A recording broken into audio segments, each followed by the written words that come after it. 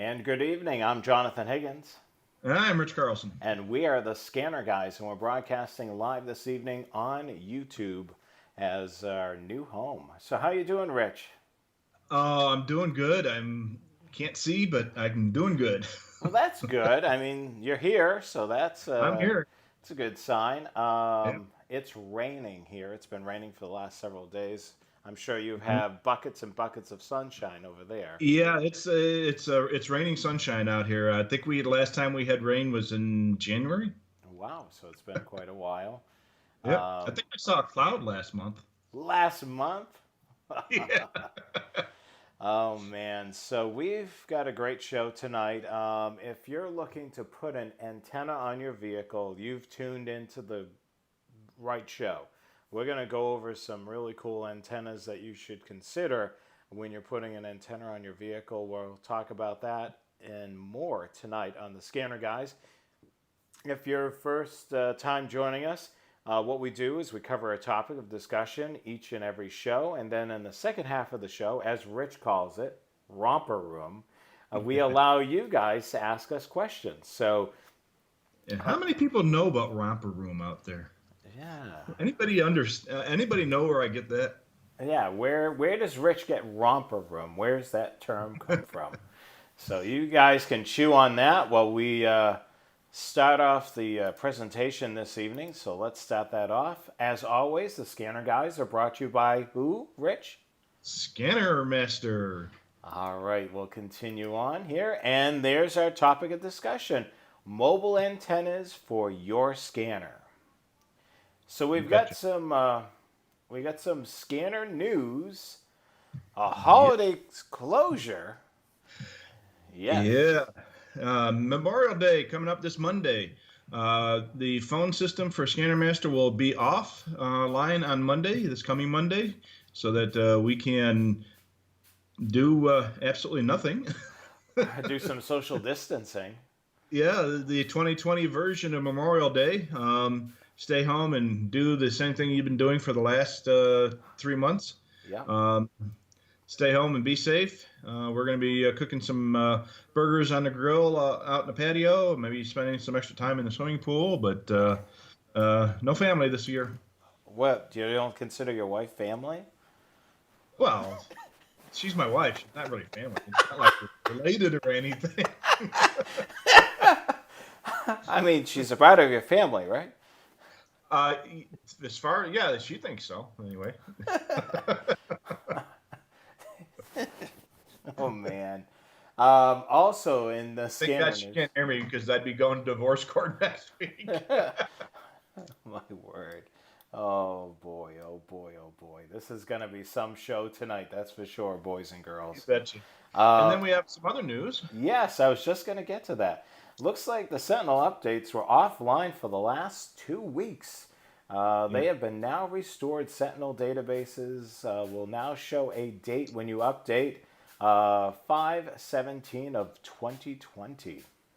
Yeah, so if those of you who use Sentinel for your home patrol, your 436, 536, or SDS scanners, when you look on the very lower left corner of your Sentinel window on your computer, you'll see a date there, and that date is the last update of the database, and it would normally be the prior Sunday.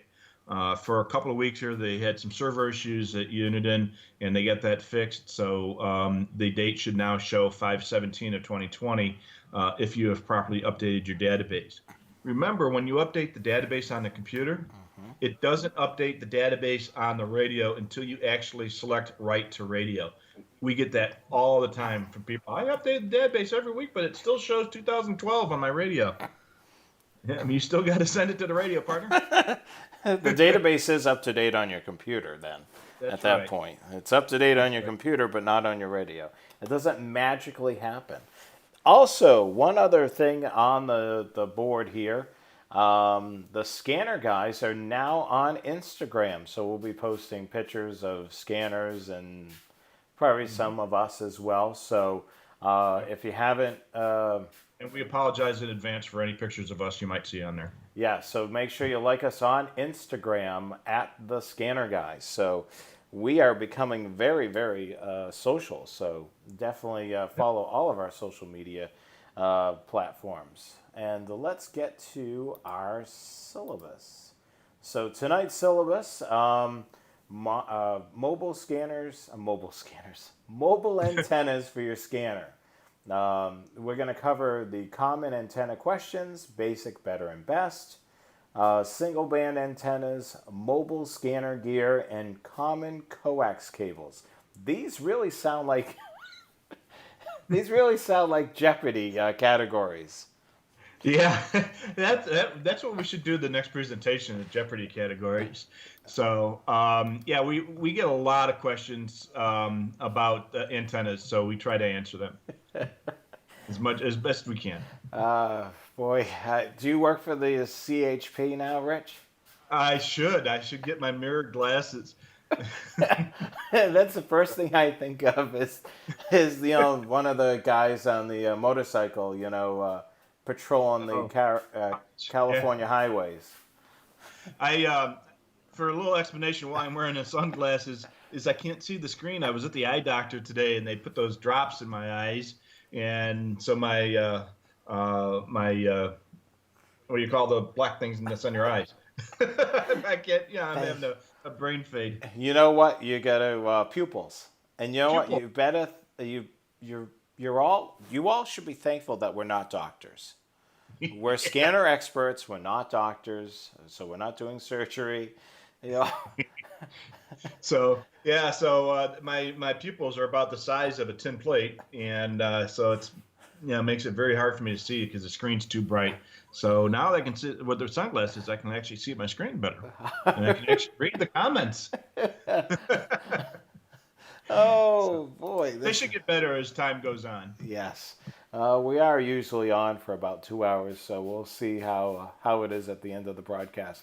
We'll return back to the slideshow here, and I let's. have not been drinking. Nope, and I haven't either. So we'll start off with your first topic, Jeopardy topic, is common antenna questions, and we get these a lot. Um, these are the typical questions you get. What kind of range will I get with my scanner? What is the range of a particular antenna? And what is the best antenna mount for my vehicle? All Yeah. these things are going to be answered tonight. So we're going to definitely shed some light on all these topics. And of course, radio reception plays a huge role in the two of those. Of course, we're looking at a beautiful picture here, which we've shown before. Hmm. This hilly terrain is not going to be the best for reception, especially if you're in the gullies in between the mountains. If you're in between two mountains, your reception's not going to be that great. When you're up on a top of a mountain, your reception will be a little bit better. So terrain basically plays a huge role in reception, just being able to pick up things. So, a Yep. scanner is a receiver. So it doesn't have any, it's going to have sensitivity, but that's going to only work to a certain degree. A lot of it has to do with your location.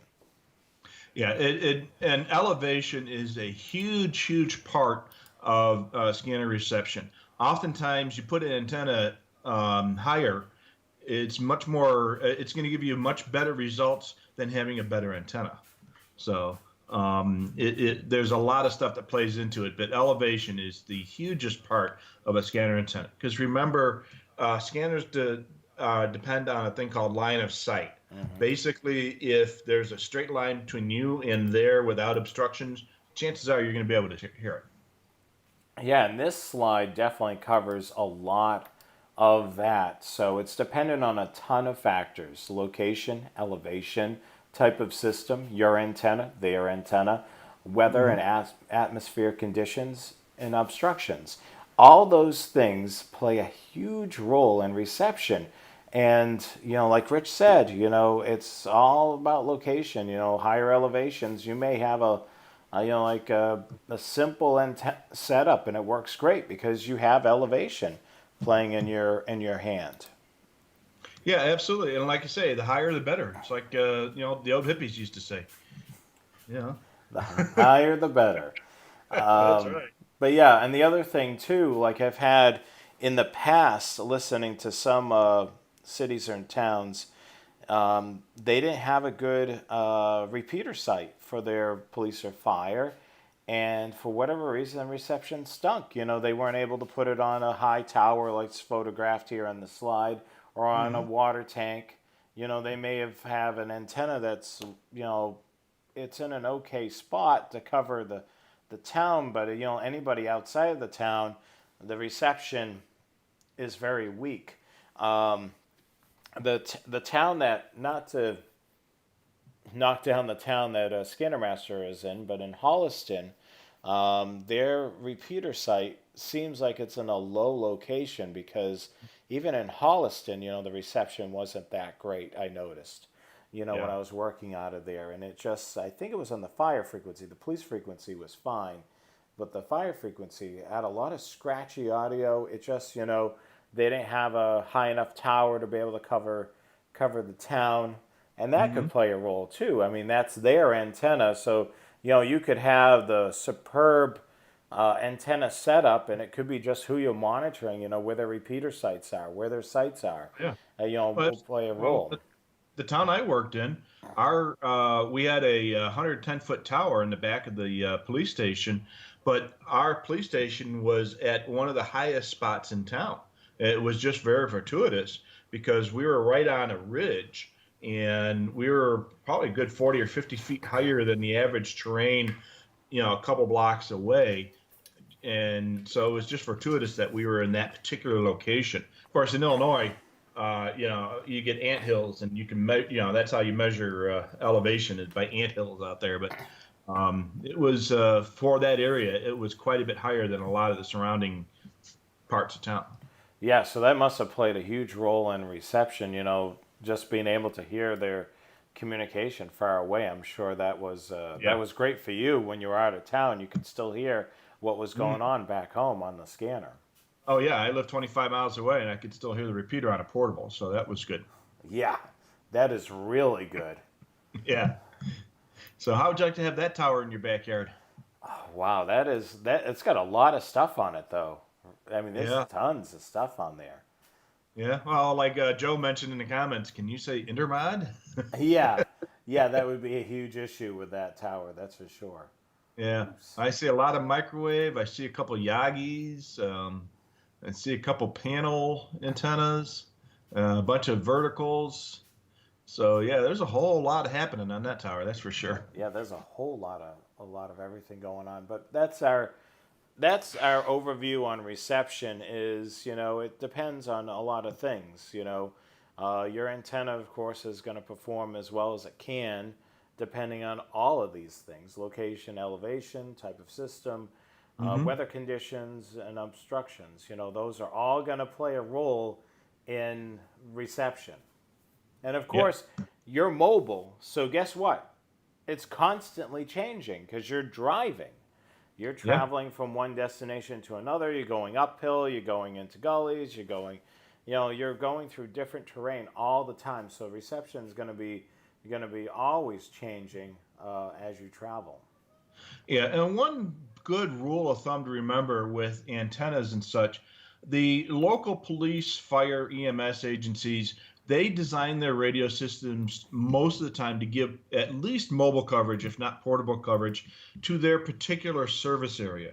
So your city police department, their radio system is designed to provide coverage, usually portable coverage, anywhere within the city. So you should be able to hear your local police channels anywhere within that city. It's getting the stuff outside of town that might give you a problem. And the thing that I've always mentioned to people when they called up over the phone, with monitoring any cities or towns, is exactly that. When designing the system, they made it so it would work within the city limits. Anything for us scanner enthusiasts that works outside of that city limit and beyond is pure gravy. So That's be right. thankful that you're able to pick up the reception further than what it was intended for.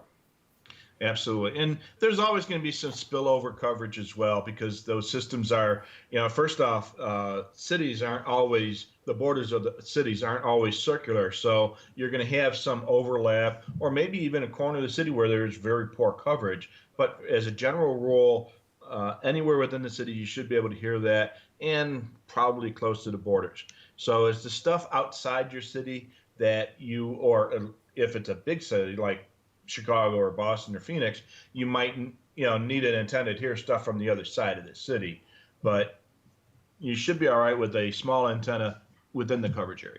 Yeah, and the other thing that I've noticed, like certain repeaters will play well to the east or play well to the west.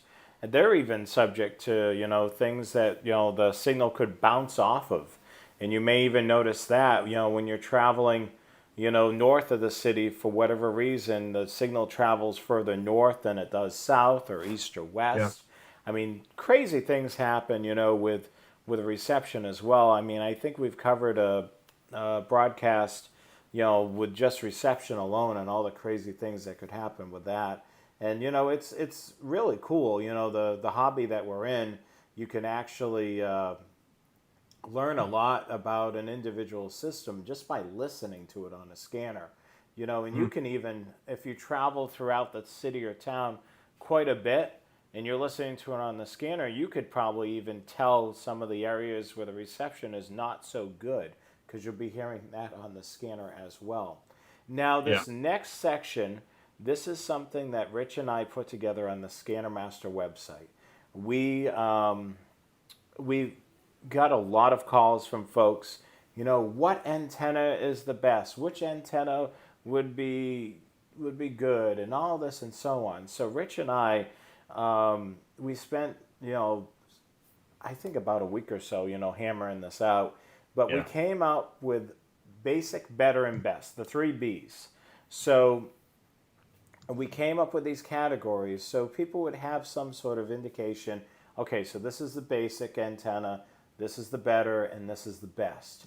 And then we basically gave them reasons why we determined these to be in this category level. And we're going to go over tonight the mobile antenna portion of it. And this is going to be all wideband mobile antennas, which we're going to look at right now. And these are the categories that you can see right on scannermaster.com.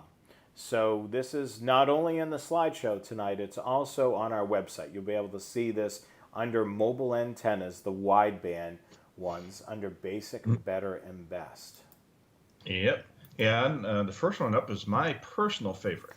Me too. The funny thing about it is this one is in the basic category, but it's a real home run. I mean, there's a couple things going for it. Great reception, great price.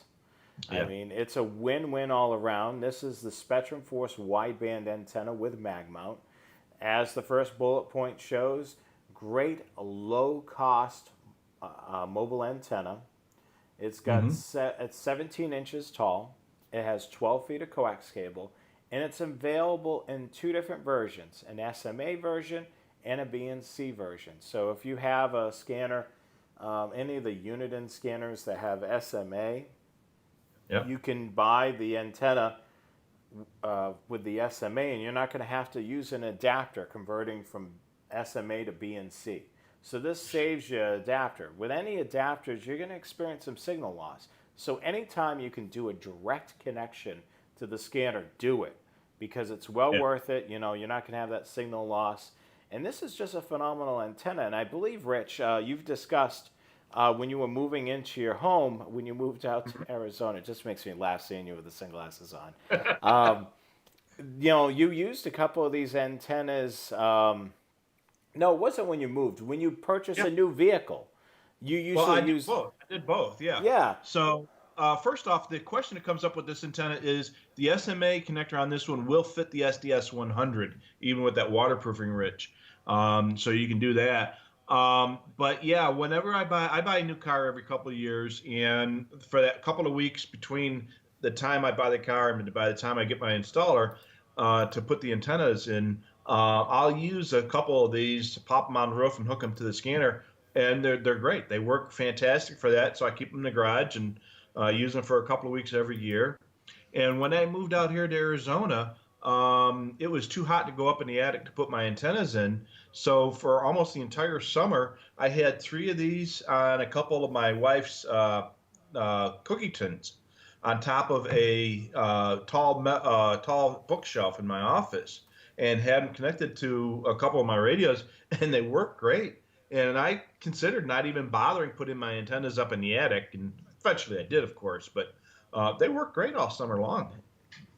Yeah, I mean, it's a really great antenna. I'm actually using that right now for a base antenna here at my home in North Carolina. I have it sitting on, I bought at the dollar store, I bought one of those scrapers that you use in the kitchen. It's metal, so I sat that on the windowsill, and then I put the antenna right on that, and then the coax cable is super thin, so I'm able to Yeah. run it through the window with no issue whatsoever.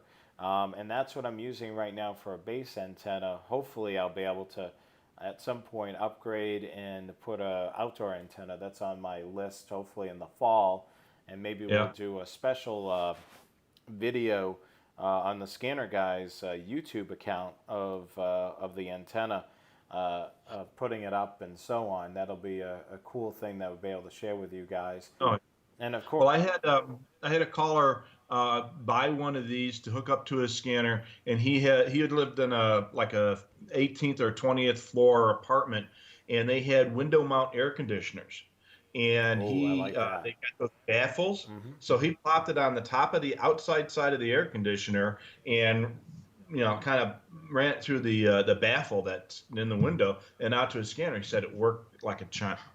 Yeah, because the great thing about it is he has elevation, so he's high Yep. up in the apartment building. And the other thing too is he's able to get an antenna outside of its home. You know, a lot of times that'll be a huge help. Getting your antenna just outside of the building will help. Hmm.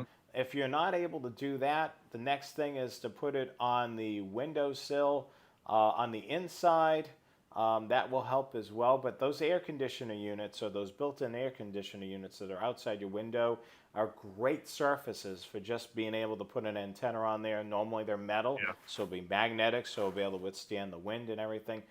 Mine is just right outside the window of the studio here or the office, and it works great. I've had it there for almost in June. It'll be about a year. It's been sitting out there, so Yeah. hopefully, I'll be able to. And if you're using a handheld scanner in a car, you pop one of these on there, and one of our watchers, Joe, brings up a really good point. SMA connectors on a handheld scanner can be kind of fragile, Mhm. and it might not be a bad idea, yeah, to deal with a little bit of loss, but use the BNC antenna Mhm. and a BNC adapter. That most of the scanners come with those adapters, and use that because the BNC antenna connection is a lot easier to put on, and you're putting a lot less stress on the connector with the BNC than you would with the SMA. And especially on the SDS 100, it is kind of hard to get your fingers in to turn the SMA connector on there. So you might want to consider getting the BNC version of the antenna and using your BNC adapter on your SMA scanner. Yeah, especially for turning, for popping it on and off relatively Yeah. quickly.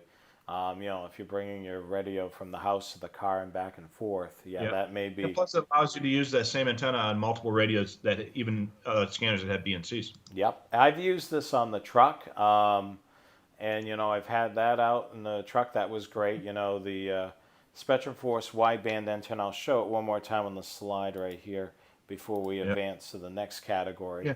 And if you use rental cars or you lease cars that you're unable to drill an antenna for, it's a great option as well. Yeah, I mean, it totally is. This antenna is certainly a win-win for Yep. for being able to do this. Now we move to the next category, which is better. This is the Comtelco low-profile mobile antenna. This is a solid performer in all bands, although not tuned for VHF low band. It works pretty well on there. I used to monitor the Massachusetts DOT, which was on the low band, and it worked pretty good there. Yeah. It's very low profile, a favorite of state police, highway patrol, agencies, they typically will install this antenna on their vehicle. You'll see this a lot on those vehicles. It's 17 inches, so same height as the SpectrumForce, but the difference is it's not one complete package. This is an NMO mount antenna.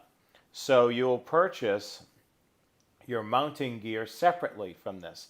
And in upcoming slides, we're going to show you the various NMO mounts that are available through ScannerMaster. So with this antenna, it's a little bit more money, it's a little bit more rugged.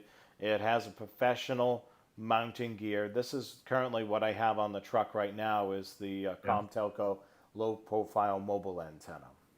Yeah, I've got 2 of them on my truck, my van right now. I sold 50 some of these to a state highway patrol in the Midwest about 6 months ago, and they love them. And the guy, this is the second or third time I've sold them to the same radio shop, and they put them on all their squad cars. They work great. Of course, I also sold them BCT15 scanners too, so they happen to work really well on VHF and UHF.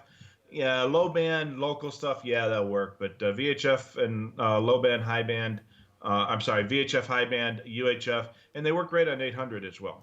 Yeah, I mean, it's one phenomenal antenna. I mean, we can take a look at it one more time.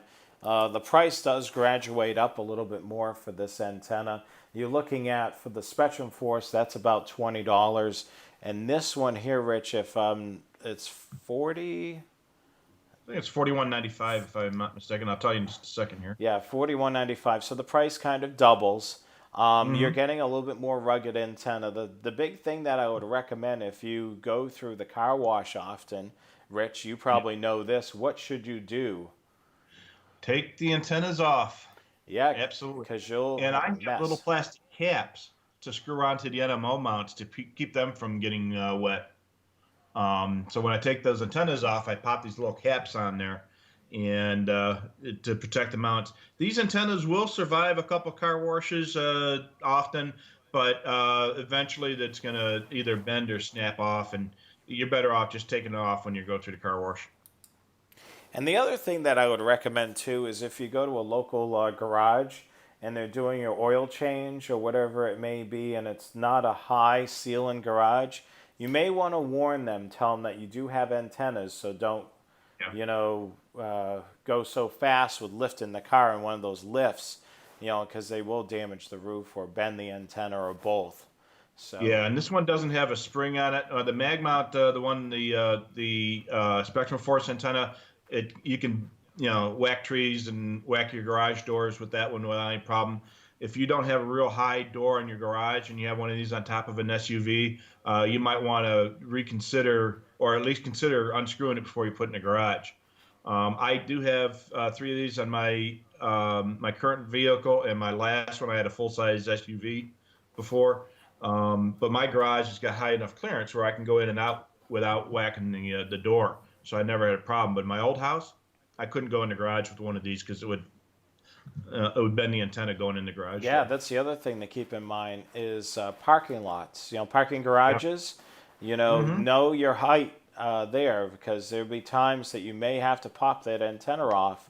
Going into a particular parking garage. I remember, I think I can clear with no problem with this antenna on my Toyota Tundra about a 7-foot clearance. I think with no problem. Anything lower than that, I think it's 7 or 8 feet. I can't remember. I haven't been in a parking garage forever, but yeah, I would be mindful of that as well, because you'll hear it ting, ting, ting, the little signs, in the garage. Oh, you're gonna love this. I was going down to Springfield, and I was going into a parking garage, and I didn't realize that it had one antenna that was too tall on the back of my truck at the time, and they had uncovered fluorescent bulbs in the parking garage. Oh, no. And the operative word is had. Had. I'm going through the garage, and I'm like, what is that noise? I had the air conditioning on, the windows up and everything like that. And then I look back in the garage, and the floor is all full of broken fluorescent tubes. Oh, no, you broke out. I think I broke about 20 of them. Oh, my word. Yeah, well, it pays to put covers. Not having covers on them. It pays to put covers on that because they would have not have been out of all those bulbs if they had covers. Oh, you betcha. Wasn't my fault. that was crazy. Yeah, it certainly was. I mean, I'd be wondering what that noise is too.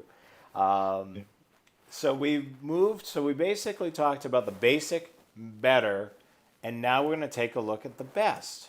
So this Yep. antenna I've owned, and it works great on all bands, even on the low band.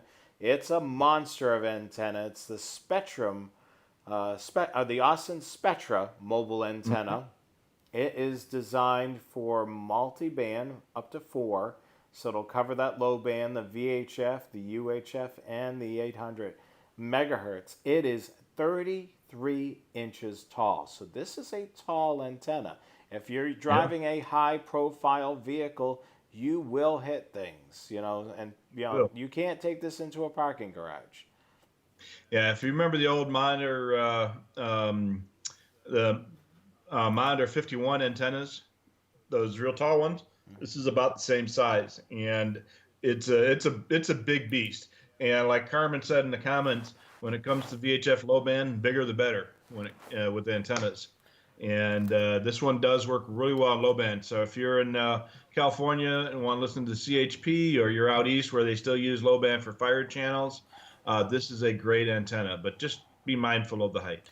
Yeah, I mean, I've used this one for in Massachusetts, and most of you know me. I monitor, everything from police to fire to the railroads, and this works really well on the railroads as well. I remember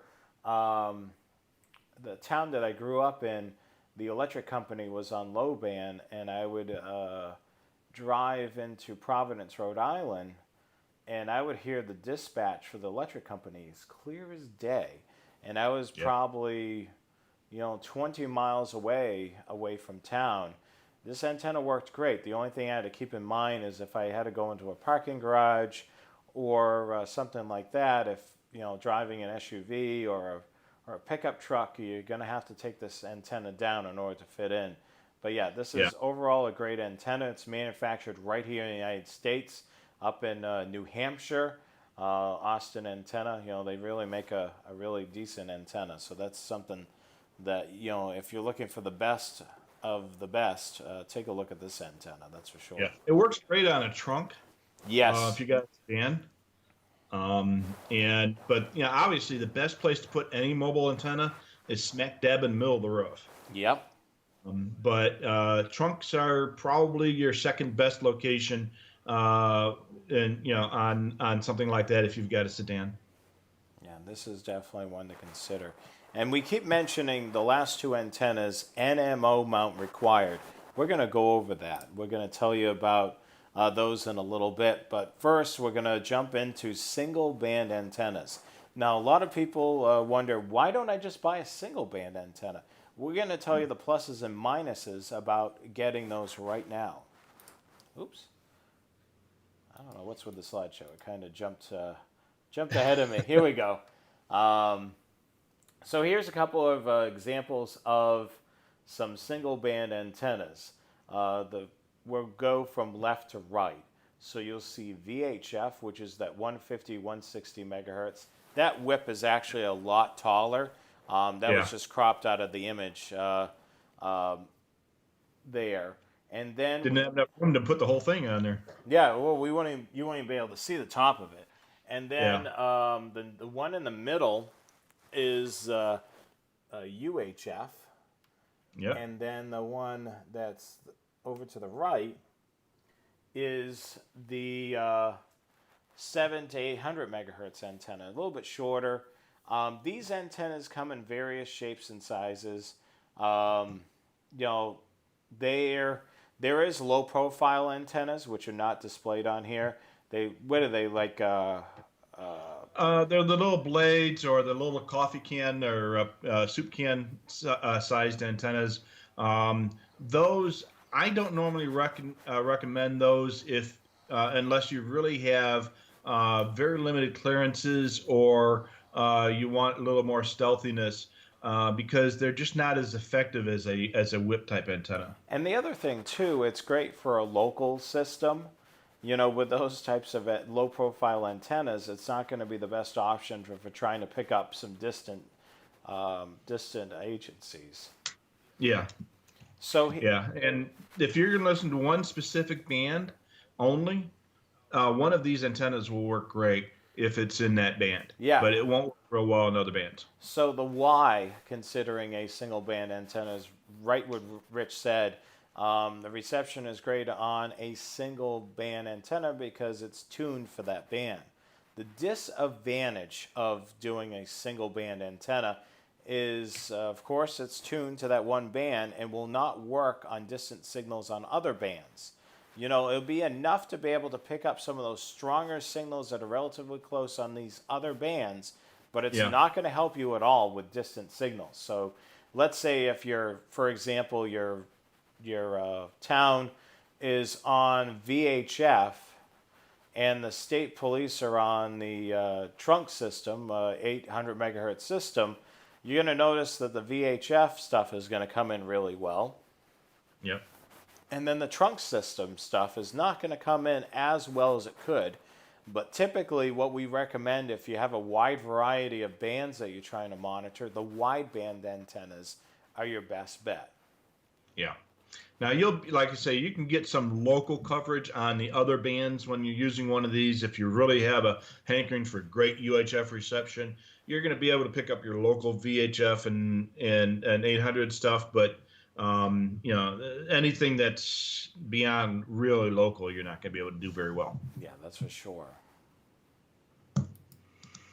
All right, so we've moved on into the presentation now. Mobile mounting gear. So this is where we're going to get into that NMO stuff. So if you're not too sure what we mean, we will solve that mystery right now. And this is our typical, most popular NMO mount. This is a mag mount, great for temporary setups. Needs to be replaced every now and then. Now the reason behind that, if you live up in the Northeast and they salt the roads, eventually the NMO mount on the mag mount, the salt will get in there and it'll create all types of issues. So this is a good thing that you may want to do every so often if you notice that you're living up in the Northeast or anywhere where it snows and they use salt on the roads, and you notice that your reception year after year keeps getting worse and worse and worse. This is the reason, because some salt's gotten in there. It's kind of messing up the connections. So we strongly recommend, if you're in one of those areas, to replace your NMO mount every so often. Now we carry this in a 3-inch and a 5-inch. The 3-inch is for the smaller antennas, and the 5-inch base is for the larger antennas. The Spectrum, the Austin Spectra is going to require the 5-inch because it's 33 inches in length. So you're definitely going to need a solid base. So a 5-inch mag mount would be ideal for that antenna. The 3-inch would be the Comtelco, the low profile mobile antenna. That 3-inch base would suffice there. And this 5-inch base, boy, I tell you, you can darn near pick up the car by picking up the antenna when this 5-inch thing. That thing is strong. Yeah, you want to be very careful with these too. You don't want to drag this across the hood or the top of your car. It will scratch if you're not careful. You know, you want to make sure you're pulling up and off and not dragging it across the paint, because it will scratch, you know, if you do that. This connection, this mount here comes with a BNC connector. If you were doing this with a two-way radio from another vendor, you know, you can get the appropriate connectors. But at Scanner Master, we have this in a BNC connection. So this is one, and they're very simple to install. So the antenna has threaded connections at the base, and then this here, you can see that there's a threaded connection that looks like a piece of gold there, looks like a gold color. It'll just simply screw on there, and then you'll be good to go. So that's the magnetic mount, and that's our basic option. Now we're going to tell you the next option, which is the trunk lip mount. This is great for, if you don't want to drill a hole and you don't want to use a magnet. Yeah, this is a kind of a semi-permanent mount. You can actually remove it and put it on a new vehicle if you want to, but it works much better than a magnet mount. And so basically, what you do is you back out the set screws with an Allen head wrench, and you slide that little C-shaped loop onto the lip of your trunk, between the trunk and the rear of your vehicle, and then run the coax into the trunk and then out to the radio, and then you just screw the NMO antenna onto the threads on the top part of the mount. Check your clearances, make sure it's going to clear.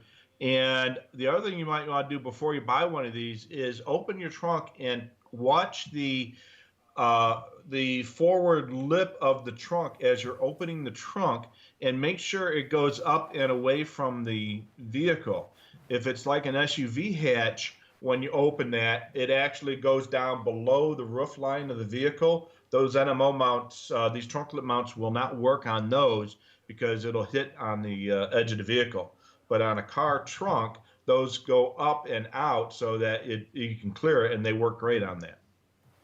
It's definitely something you want to keep in mind with those, being able to clear that. You want to make sure that you're doing you're researching this before you put one of these on, because like Rich said, it's you could have an issue with trying to open the trunk or causing damage to your vehicle.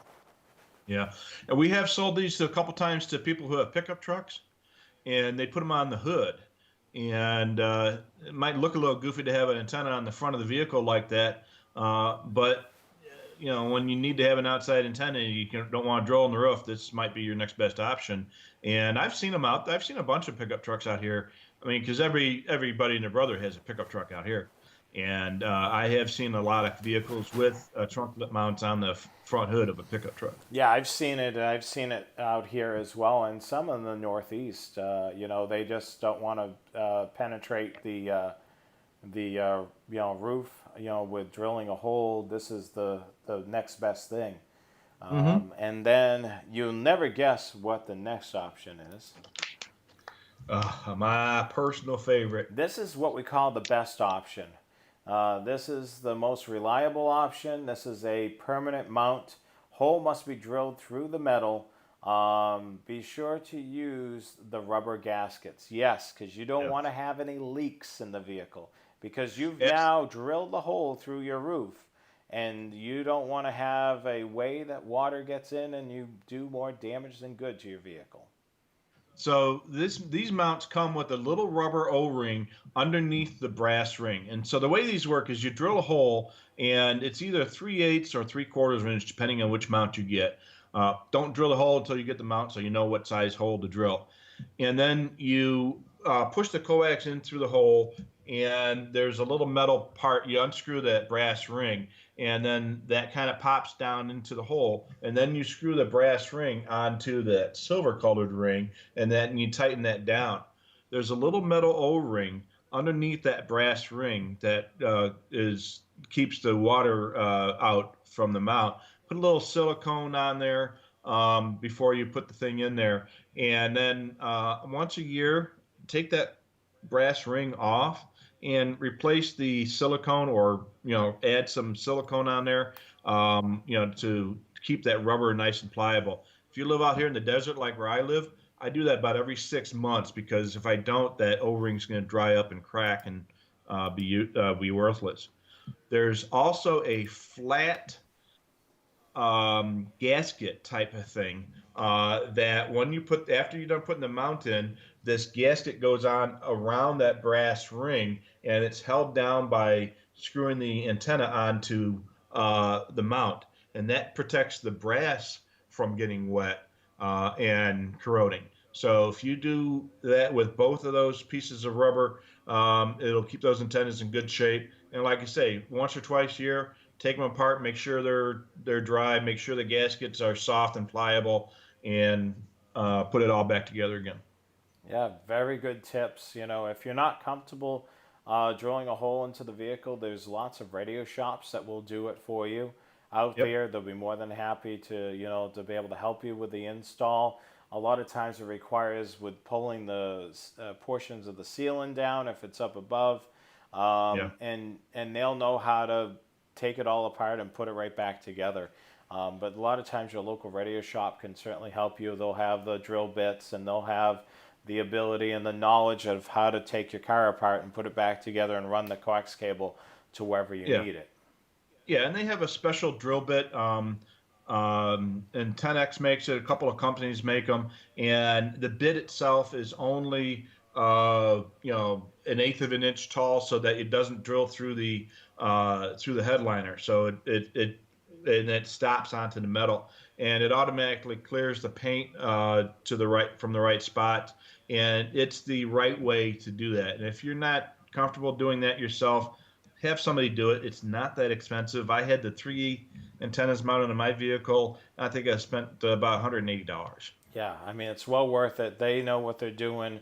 Let them do it and then go from there. I mean, Yeah. you don't want to, one, damage the paint or have leaks in your vehicle. Yeah, you spend $50,000 for a car. Spend the extra $100 or so to get the antennas mounted professionally. That's for sure. So now what we're going to move on to is common antenna connectors.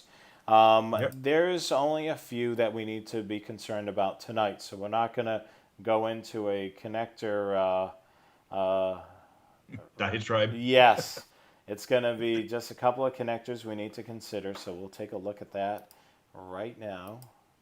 So look at this, just two we need to consider tonight, BNC and SMA. So as we mentioned earlier in the broadcast, the SpectrumForce wideband antenna has both of these connectors. It comes with either the BNC or the SMA. You can order them right from our website with the appropriate connectors. As for everything else that we showed, the mag mounts, the trunk lip mounts, and the permanent mount, all of those terminate with a BNC connector, the one Right. that you see on the left of your screen. So yeah, and if if in doubt, use the BNC, and if you have an SMA scanner, you can use the SMA to BNC adapter. Most Uniden scanners that have an SMA connector will come with that adapter, and as we mentioned earlier, you might want to consider using the BNC even if you have an SMA radio with that adapter, because it's going to be less possibility of damaging your radio by taking a BNC on and off. Plus, it's a lot easier to take a BNC on and off than an SMA. Yeah, and the other thing with an SMA connection, I'm going to show the photo of the 436 here. You don't want to super tighten it. You don't need to He-Man it on or put it on super tight. Just tighten until it stops. You don't need to, do that extra. You're not putting on a Yeah. lug nut on your tire. You're just putting, the antenna on the top. It doesn't need to be, super tight, because what could happen is you could snap the connector, and that wouldn't be good. Been there, done that. Yeah, you don't want to do that. So the scanners that require an SMA connector are listed here. So your 436XT, your 396T XT, and then the 436HP, your SDS 100, and your Home Patrol 1 and 2. Those are all the radios that have the There's a couple others too, like the BR330 and the one Radio Shack that Uniden made with that was it Pro 137, I think it was. Yeah, so there's a couple odd ones out there, but Yeah. this is what the connection looks like. It's a small threaded connection there. And you notice they're all common with portables. So if you have a base unit like anywhere from the 780 XLT or the GRE PSR 600 or the 996 P2, they're all going to have the BNC connection. So typically, and I just mentioned a whole bunch of manufacturers, and typically that's what's on the back of all the current radios is the BNC on the base units. Just about any scanner made in the last 20 years, desktop or mobile scanner, almost all of them have a BNC connector on them. And we'll show you the next slide here. This is the BCD325P2. And as you can see here, it's got that BNC connection, which is right at the top of the scanner on the left. Most Whistler, Radio Shack, GRE, and some Uniden scanners still use that BNC connection.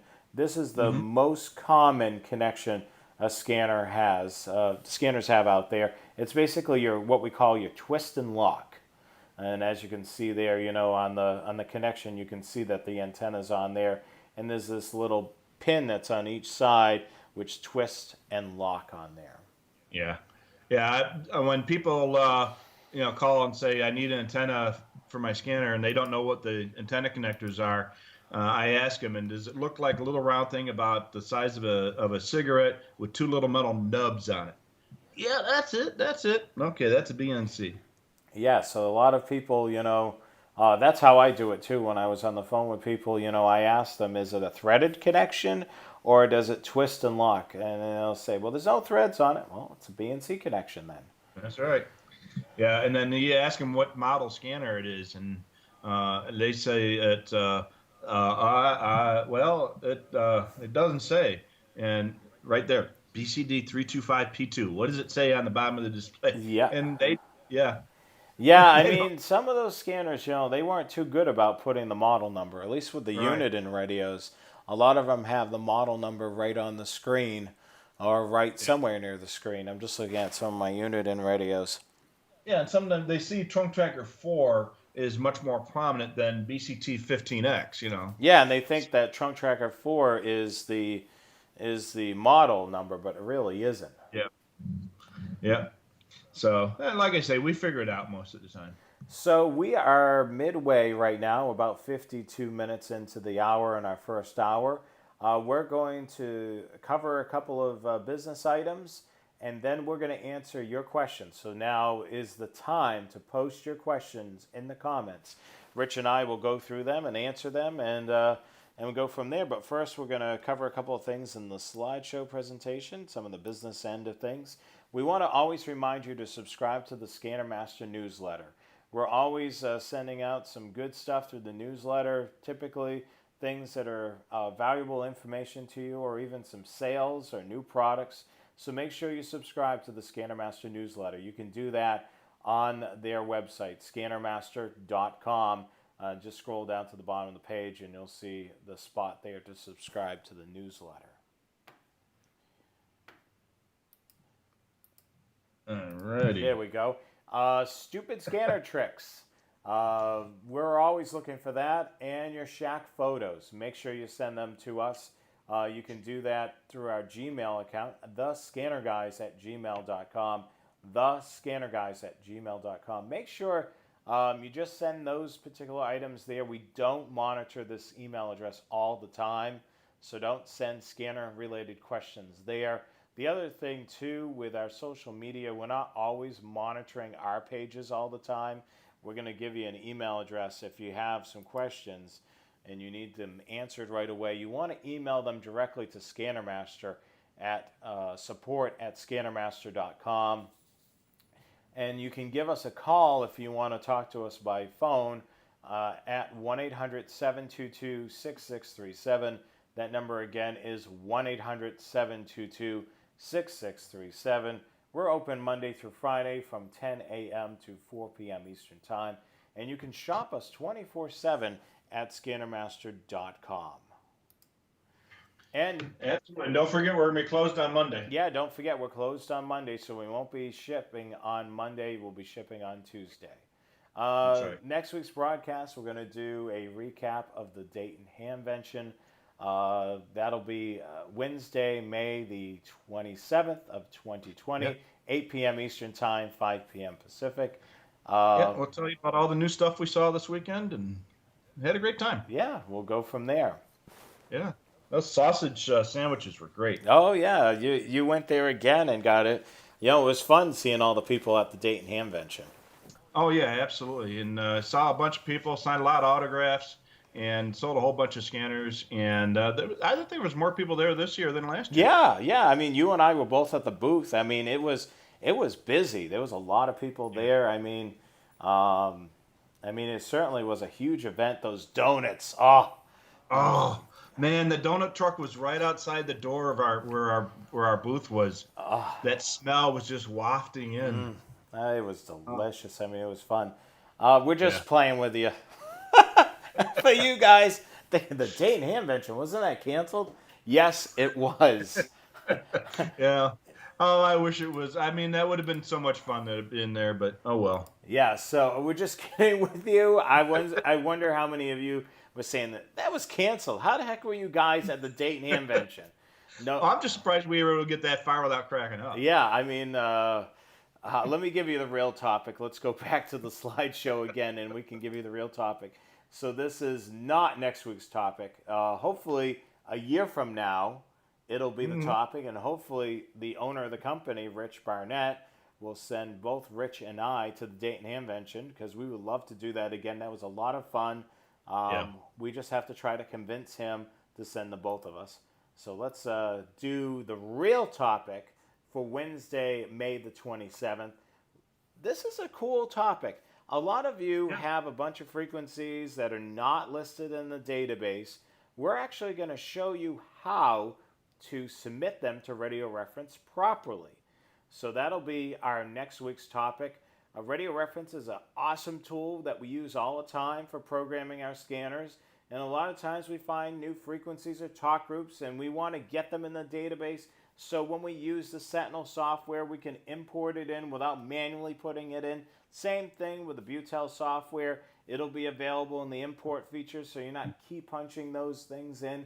Or the other thing, let's say the PL tone is not correct. You can submit those as well to the radio reference database. We're going to show you how to do all that next week, 8 p.m. Eastern Time, 5 p.m. Pacific, right here on the Scanner Guys. And make sure go ahead, Rich. Keep that database as accurate as possible. And make sure you like, follow, and subscribe to Scanner Master on Facebook, YouTube, and Twitter, and the Scanner Guys on Facebook, YouTube, and Twitter. Make sure you're on this page right now watching us on YouTube. Make sure you subscribe to our channel. Yep. We would love to see you as a subscriber on this channel and not miss a single broadcast, whether it be live or something that we put together for you to watch at any time. And these broadcasts are available to watch after they post up on our channel. So you'll be able to literally binge watch the Scanner Guys if you want. The whole season, 2020 season, will be available, since we switched over to YouTube, on YouTube. So you'll be able to watch this. The other thing is, if you have Apple TV or Roku or any of those smart TVs that have the YouTube app, you can watch us on the big screen. I'm not too sure if you'd want to do that, but you can watch us on your big screen TV. Yeah, well, wear your sunglasses so you don't have to see us too much. I noticed you've taken your sunglasses off. Is your eyes getting a little bit better? They're starting to get a little better, yeah. So I can actually kind of pretty much see stuff. But if it's really small, I'll have to put them back on. But for now, I think I can get away with it. And we have one more slide, which I'm going to show you. Don't forget, I have my own blog that I do, and it's called trainaficionado.com. Make sure you subscribe to those social medias as well if you're into trains. On Facebook and Instagram at Train Aficionado, and then Rail Aficionado on Twitter as well. And as always, the Scanner Guys is brought to you by Scanner Master. So, and don't forget the big news. I haven't updated the slide for the Scanner Guys, but we are now on Instagram. So that should be a lot of fun to be able to post some photos and so on. Definitely if we do another Dayton hamvention, we'll definitely post some local sights and sounds on that as well. That's another social media platform that we can use. So if you're on there, definitely follow us on Instagram. So we have probably a good amount of questions tonight, so we should get to those right now. We're about a minute away from the top of the hour, live right here on YouTube. All righty. Well, I'll give a couple shouts out to some of our loyal watchers here. Henry wants to ask a question about the unications and wants to discuss that a little bit. He's got a TRX-1 on the way, and he wants kind of our thoughts about those scanners, and he hasn't had one in a long time. So, yeah, we both, Jonathan's showing his unication. I've got mine on the table, and I've also got a TRX-1. The unication is a great receiver. They can be a little complicated to program. We used to sell them, and we used to have a guy that did the programming for us on that. They can be very confusing if you don't know what you're doing. And once the SDS 100 came out, the unication sales really dropped quite a bit, so we stopped carrying them. But they are great receivers, and I still use mine. You still use yours, right? Yeah, I use it. I use it quite a bit. I mean, when I was in Massachusetts, there wasn't a lot of digital trunk systems. I would have to go over to Rhode Island in order to be able to really use the unication receiver. Here in North Carolina, the county I'm in has its own trunk system, and a lot of the cities and towns they're either on the statewide Viper system or they're on a regional county system. So the great thing about my unication radio, you can program in a whole bunch of systems, up to 8 in this radio, and you can toggle through them. And I love it. Basically, I have my hometown in the notch number 1, and then the neighboring town in number 2, and then another neighboring town in number 3 and 4, and so on. So the great thing is when I'm traveling through the area, I can just switch the scanner from one area to another. The drawback to it, it's not a true scanner. You're not able to field program it. You have to program it, like Rich said, through the computer. You have to have a little bit of a background on trunking systems. So you have to rely heavily on radio reference, and you have to follow the instructions to a T in order for it to be able to work. There's a lot of great videos out there on YouTube that go over how to program this radio. Once I knew how to program the radio, it was super easy. It was just following the steps and programming it in accordingly. I actually use this more down here than I've used up in Massachusetts. So I do like this radio. The great thing about it, the battery lasts for a long time, and it does have, they did sell a drop-in charger, which we did carry when we had it. And I love that too, because it's just like a two-way radio. Once the battery's dead, you can just drop it in, let it charge in this drop-in charger, and it's great. And, I really like this radio still. I mean, I'm kind of sad that we don't carry it anymore, but I totally understand why. Because of, the SDS 100 and 200 came out and the sales kind of dropped on the unication radios, because most of our hobbyists are looking for a true scanner, something that they can program out in the field, or something they can have all the other cool features like close call and all that business. Yeah, absolutely. So the unication's a great receiver for specific applications, but it's not a scanner. Not a scanner by any means. Yeah. So if you get a hold of one, they're a great radio for very specific applications. So our buddy Dave says hello from Buffalo. Hello, Dave. Howdy. My buddy Wilbur from Chicagoland, and Chris is from Michigan. Check-in from Alaska. But I don't think we've had a check-in from Alaska for a long time. I don't think so. So welcome, Alaska. I hope everything's going well up there. Yep. Dallas. I used to have a girlfriend who lived in Fort Worth. And don't tell my wife.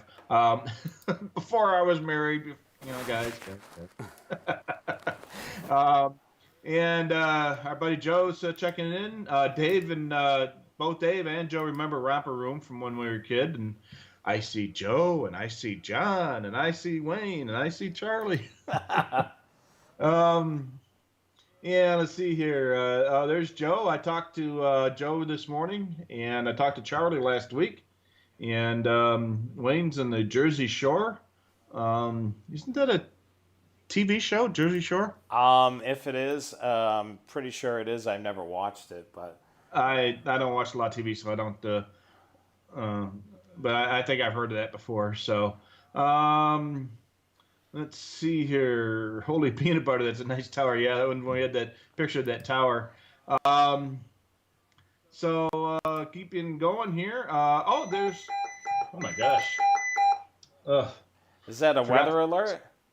No, it was Close call. I was talking to a customer earlier today explaining how to turn off Bear Tracker on his VCT 15, and I accidentally turned it on mine.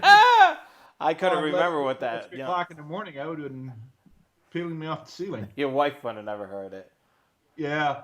My buddy Jerry checks in from Chicagoland. They got 8 inches of rain this last. Wow, that is crazy. Was it Midland, Michigan? I read in the paper today they had to abandon the town because of evacuate the town because the dams are breaking and the town is like under 9 feet of water or something. Wow, it's crazy. That's crazy. So boy, that's and with all the rest of the stuff going on, that's the last thing they need. Let's see here. Joe was telling us a story that he read in a magazine that they were using a big balloon to raise the dipole antenna, and it worked. And he got it up like 100 feet or so with a balloon. That would be a great thing to do, unless it you get a windstorm. Yeah. Say hi to Ray. Hey, Ray. And he's from my where I used to live. I used to live in the town he lives in Illinois. Joe says he's been wanting to connect an SDR and a Raspberry Pi to a drone and let it hover a couple hundred feet up to see what he can hear with it. That would be kind of cool. Use a drone to elevate your antenna and have it connected to a Pi. Wow, that would be and crazy. An SDR, you could do that. Now, Joe, only if you knew somebody who would worked at a company that sold SDRs or something like that. I wonder if you get a good deal. Dave checks in. I'm not sure where Dave's at. Kevin is in the 3-land. I don't know where 3-land is. It's probably out east someplace. Treeland. 3-land. Ham radio. Oh. 9-land is Midwest. 1 is in the east and stuff. It's probably southeast someplace. Steve is in Pennsylvania, nice and cool. It's actually pretty cool here. It's only in the mid 80s. Yeah. Yeah, it's pretty cool for over there. I see the temperatures that your wife posts on Facebook. It's well over 100 in some of the hot times. Yeah, but today it's gorgeous out there. So I'm going out for a walk after we're done tonight. Let's see here. Yeah, the future's so bright I got to wear shades. Yeah, you betcha. I'm having a hard time reading that anyway. So Joe mentioned, I think we talked about this a little earlier. He likes to use BNC connectors when he's using a portable scanner in the car, just because it's a lot less likely to damage the radio. And he'll use an SMA to BNC adapter, and that's a good point. I think we spoke about that a little bit earlier. Bill has a great question.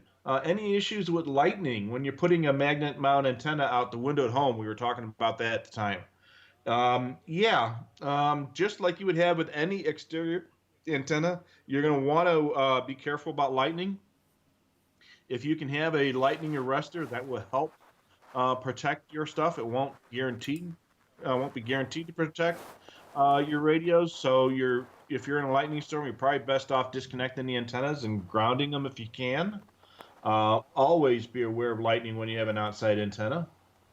And Joe does the same thing. He puts his antennas on his air conditioner.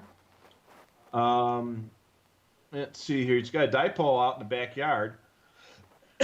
So sometimes he'll hook his ham radio antenna to a scanner, and that works real good. I had a buddy of mine who was a radio station and TV engineer out in South Dakota and North Dakota, out in that area for many years. And he would tell stories in the old days, taking an old Bearcat like 220 scanner. And when the TV station would shut down at night for maintenance, midnight, he would take his scanner and hook it up to the antenna at 1,400 feet above the ground and pick up stuff for 1,000 miles around. And yeah, if you get a chance to hook up to a big outside antenna, that would help. See, Carmen says when it comes to low band, the bigger the better. Yeah, you betcha. Um, Joe's got an antenna in his car that's 5.5 feet long. That's a big antenna. Um, I had when I had my old Ford um, Bronco. I had one of those 9 feet tall seat antennas on the side of the vehicle, and I cut it for low band because at that time the state police in my state were low band, and it worked really, really well.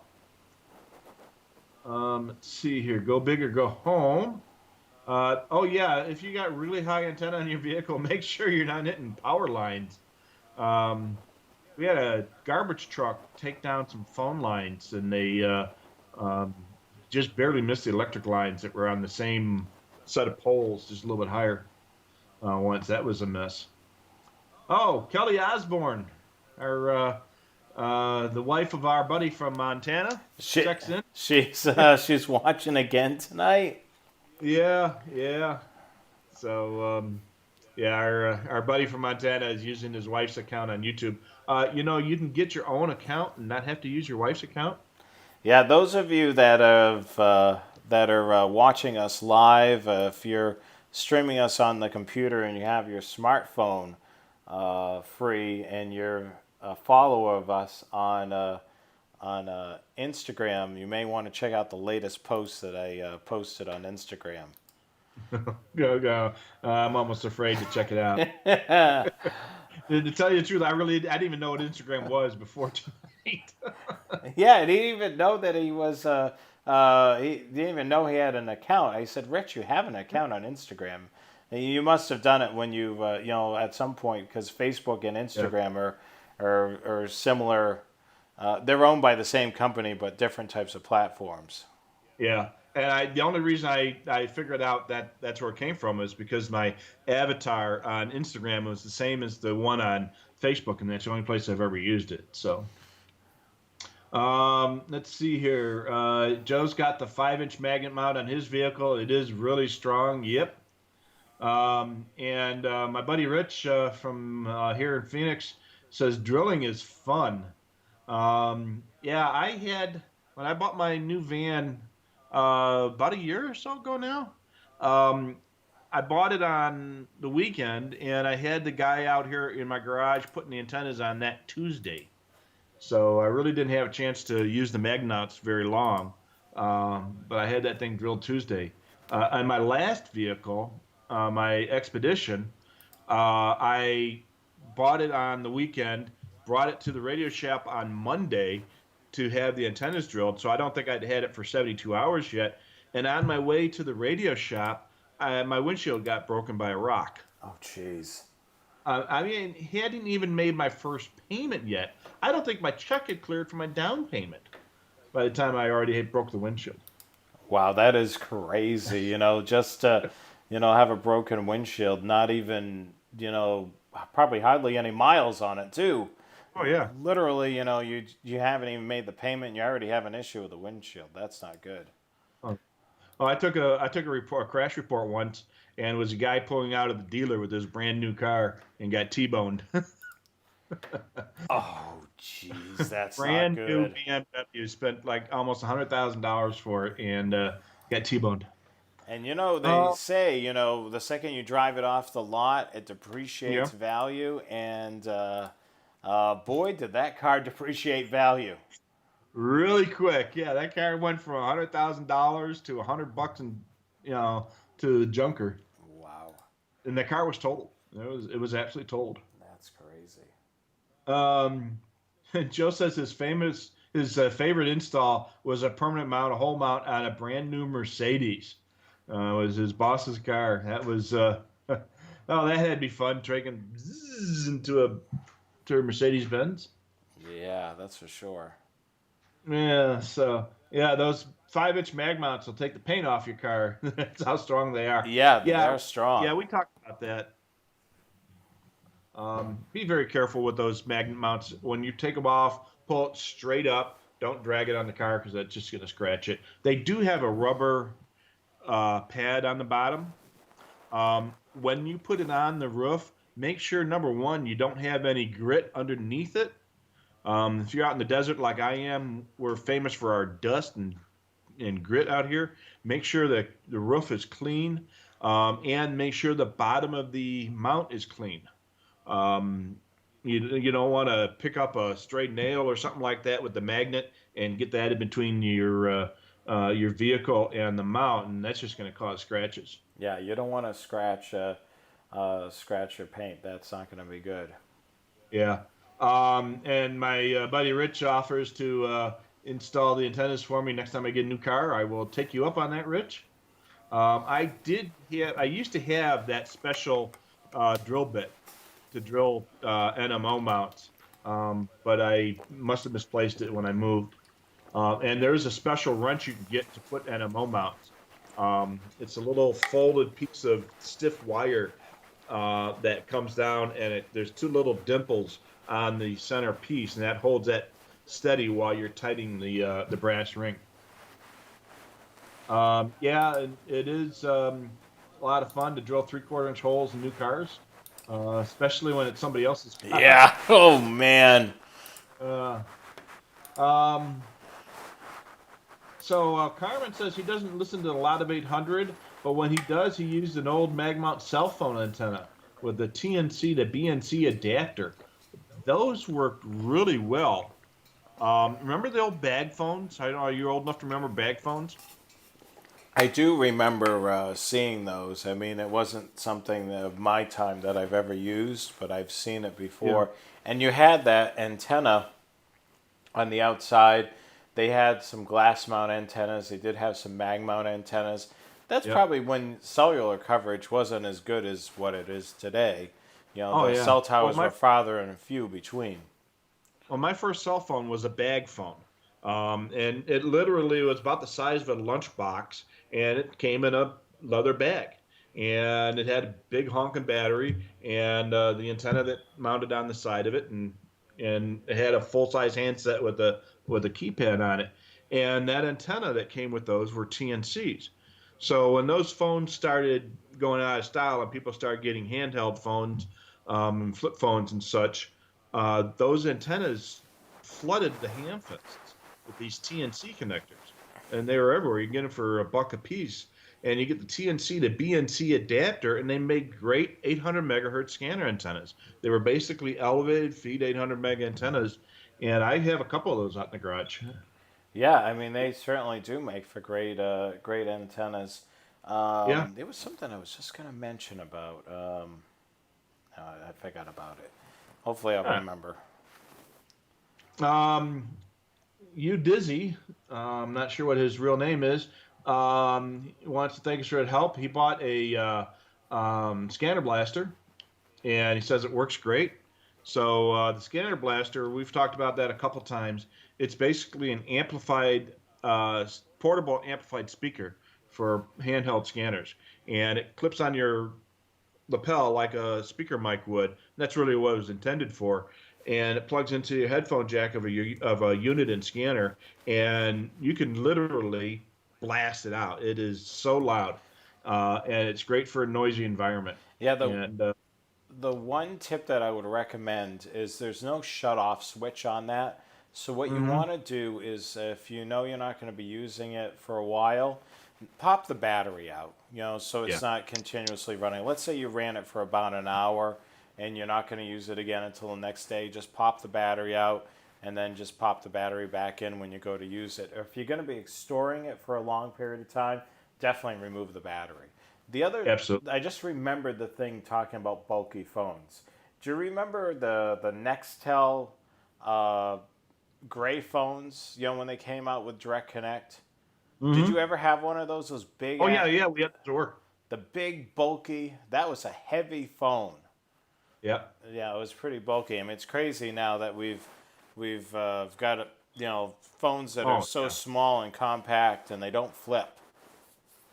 Oh, I remember the Nextel phones and the original ones. You could always tell when a guy had a Nextel phone near a scanner because all you hear is. Yep, same thing. I would hear that all the time. Yeah. Back then, if you worked for the government, you had a Nextel phone.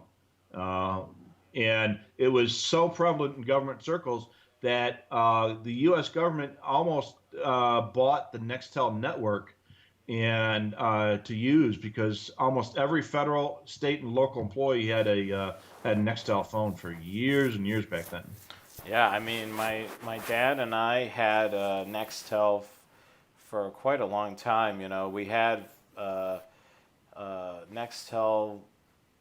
God knows how many years. I think I was on their network for about 20 years, and then Hmm. it switched over to Sprint, and then I ended up going over to Verizon, just Yeah. because the coverage was better on Verizon. There was a couple other reasons why we went to from Sprint to Verizon, but this we're not brought to you by Verizon, so Yeah. disclaimer there. We're still brought to you by Scanner Scanner. Master.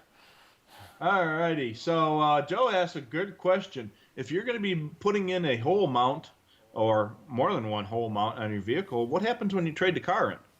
And that's a great question. When you have your antennas mounted by a professional, ask them for some rubber caps. And the shop, if it's a good radio shop, they'll have them and leave them in the glove box so that when you go to trade your car in, you unscrew the antenna, you take the brass ring off, you pop the little metal piece down into the roof, and then put the little plastic or rubber cap to cover the hole. If you have an SUV or a van, they'll never even know the antenna mounts were there because they're not going to look at the roof. And if you have a sedan, just tell them, yeah, I had a cellular antenna on there. And they're like, oh, okay, cool, no problem. And they won't even take any money off the trade-in value. Yep. I traded in a truck with 7 NMO mounts on the roof. And they put the plug C in the spot. It says I had a cellular phone on there. I said, 7 of them? I said, that was a good phone. You know, Yeah. and they didn't care as long as they were plugged. That's cool. A little trivia: what does the BNC stand for? Who, for me? Yeah, on the BNC, what does BNC stand for? And the BNC connector. That I don't know on the top of my head. The B stands for bayonet because that's the type of connector, and the N stands for Mr. Neil, and the C stands for Mr. Councilman. So it was invented by guys named Neil and Carl Councilman. So BNC, it's a bayonet and connector invented by Neil and Carl. So and then there's the TNC, which is I suppose the T stands for twist or something like that, and same thing. And another little piece of trivia: if you have a BNC female, like the back of a scanner, and you have a male end connector, the big end connectors, you can push an end connector onto a BNC connector, and it works like a champ. Yeah, because of the little pin. The pins are the Yeah, same little pin. size. Yeah, it's basically a BNC is a bayonet end connector. You know, it's I don't know if that's BNC obviously stood for those guys' names, but the technology is so similar that it's made specifically to do that. So. John uses a short BNC. He uses a BNC to SMA adapter and a short piece of coax between the fittings. It takes a lot of the stress off the radio. So yeah, we call that a pigtail. A lot of times on base station antennas, instead of having a connector mounted directly to the bottom of the antenna, they'll have a little pigtail, 8, 10, 12 inches long with the connector at the end of the pigtail. It's less stressful. It gives it a little bit of flexibility because those antennas are moving around in the wind. Um, and let's see here. Why don't we do the video offline and then upload the video? Well, it's because this is a live show, Chris. So, we're actually doing this right now. Well, actually, about 5 seconds ago. Yeah, I mean, if we recorded the video and posted the video, we wouldn't be able to answer your questions live right now. Yeah. So this is live. It's now 6:24, 29. So, like I say, we're about 5 seconds ago. Yeah, and it's 9:24 here on the East Coast. Yep. And if you're in Alaska, it's 2 in the morning or something. No. Let's see here. Go to Dayton next year with a new radio to show off. We hope so. Yeah, we hope so. So we were we were hoping to be able to talk about new radios by now, but obviously, there hasn't been anything. When and if a new radio comes from one of the vendors, I'm sure we'll be one of the first to know about it. And as soon as when we know about it, and as soon as we're allowed to talk about it, we will. We certainly will. So they did a little bit different with the SDSs this time around. When the SDSs came out, once the announcement was prematurely made by a vendor, not us, but by another vendor. They announced it prematurely, accidentally. Once the bird escaped the net, the cage, they actually were very open and with the beta process, and they actually allowed us to discuss our activities in the beta program. They had never allowed that in the past. Before then, it was the beta testers were very anonymous, and now and then the last time around they let us talk about it and let people know who we were. Yeah, I mean, I've got to say, over the years, being a beta tester for Uniden, it was a lot of fun. It's still, I'm hoping that it continues on. That's probably something that's still up in the air until there's a replacement for Paul Obitz. I was just thinking about him the other day. I mean, that was probably one of the hardest broadcasts, that we've done over the year and couple months that we've been doing this. I mean, both Rich and I worked with him, on these various projects, whether it be beta testing. I mean, there's a few beta tests that I've done where it was just myself and Rich Barnett working on the beta test, and I would be emailing with Paul and then sending him reports off of the radio so he could then analyze and look at it. It's just very sad to think that he's gone. Yeah, and having met him several times, he was a great guy in person and a great ambassador for the hobby and especially for Uniden itself. So, Carmen suggested we should have a meet and greet at Hamvention 2021. You betcha. We would love that. The thing is Rich Barnett, the owner of the company, he tends to, he's, like he didn't give us much notice the first time we did it. So hopefully we can kind of convince him to send the both of us, since we didn't go at all in 2020. Hopefully maybe we can convince him, because I had a lot of fun going there. That was one of the first Hamfests that I've ever been to. Usually I would be at Scanner Master working in the office while Rich Barnett and occasionally Rich Carlson was at the Hamvention. So I'd be back working in the office, working on the phones and keeping everything there. But I would love to go out there again. I mean, I had a lot of fun. I picked up a two-way radio there, which is the Anytone, which I love that radio. It works great. It was kind of interesting to see the sights and sounds. And now that I've got a feel for the Hamvention, we definitely could cover it a little bit differently through social media, which we could have a lot of fun with that as well. And we loved doing the broadcasts each and every night from the hotel. This is how the Scanner guys were basically born. The whole concept of us doing Facebook Live, we did a ton of it. Rich and I, for the most part, I was living in Massachusetts. Rich is in Arizona when I was living in Massachusetts. And the only time that we really interacted with each other was over the phone. So to get the two of us in the same room, I mean, it was, we were in the same room. We did the road trip. We had a lot of fun. It was great. I mean, you stayed over my house in Massachusetts, and now I'm in North Carolina. You're still in Arizona. We spent 4 days in a car and 3 days in a hotel and a booth together, and we didn't kill each other. No, we didn't kill each other. I mean, we had some really good meals. I mean, we had a lot of fun. I think I would love to do that again. I just, I really would hope, that Rich would send the both of us. I mean, I just think it was a lot of fun. It was just, being able to meet all of you, and we would love to do that. What Carmen suggested, a meet and greet.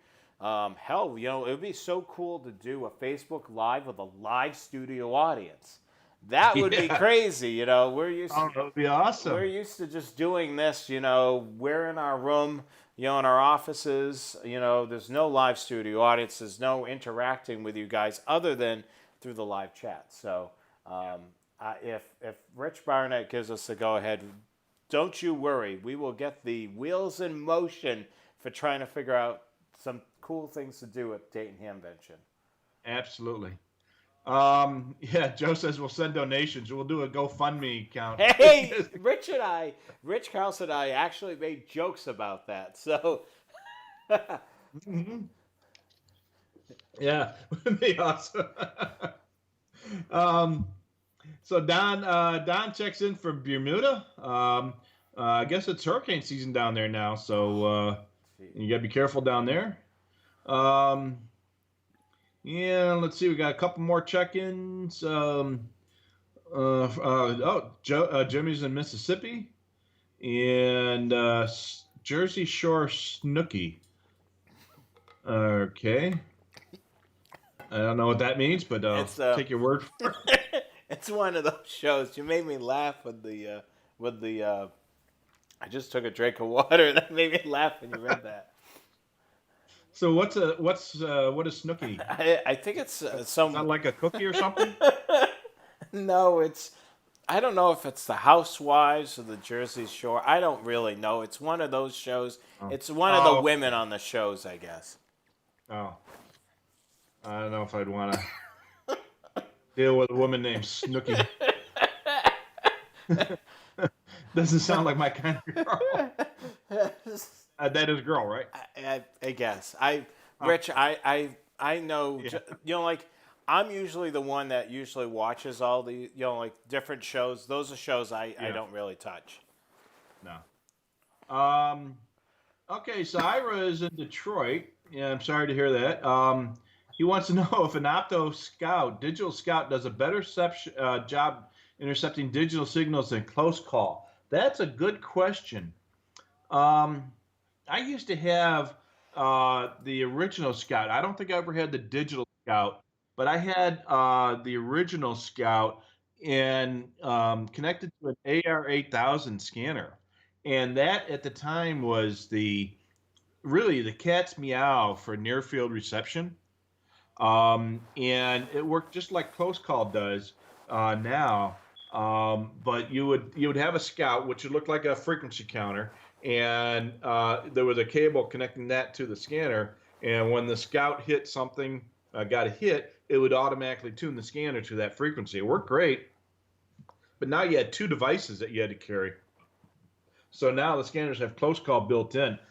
I think the Scout might have been somewhat more sensitive than the close call is, just because of the technology involved. And the other thing those scouts did was that would log all the hits. So you could press some buttons on there and scroll through all the different hits. You can do that with close call as well, but the scout was made just for that purpose.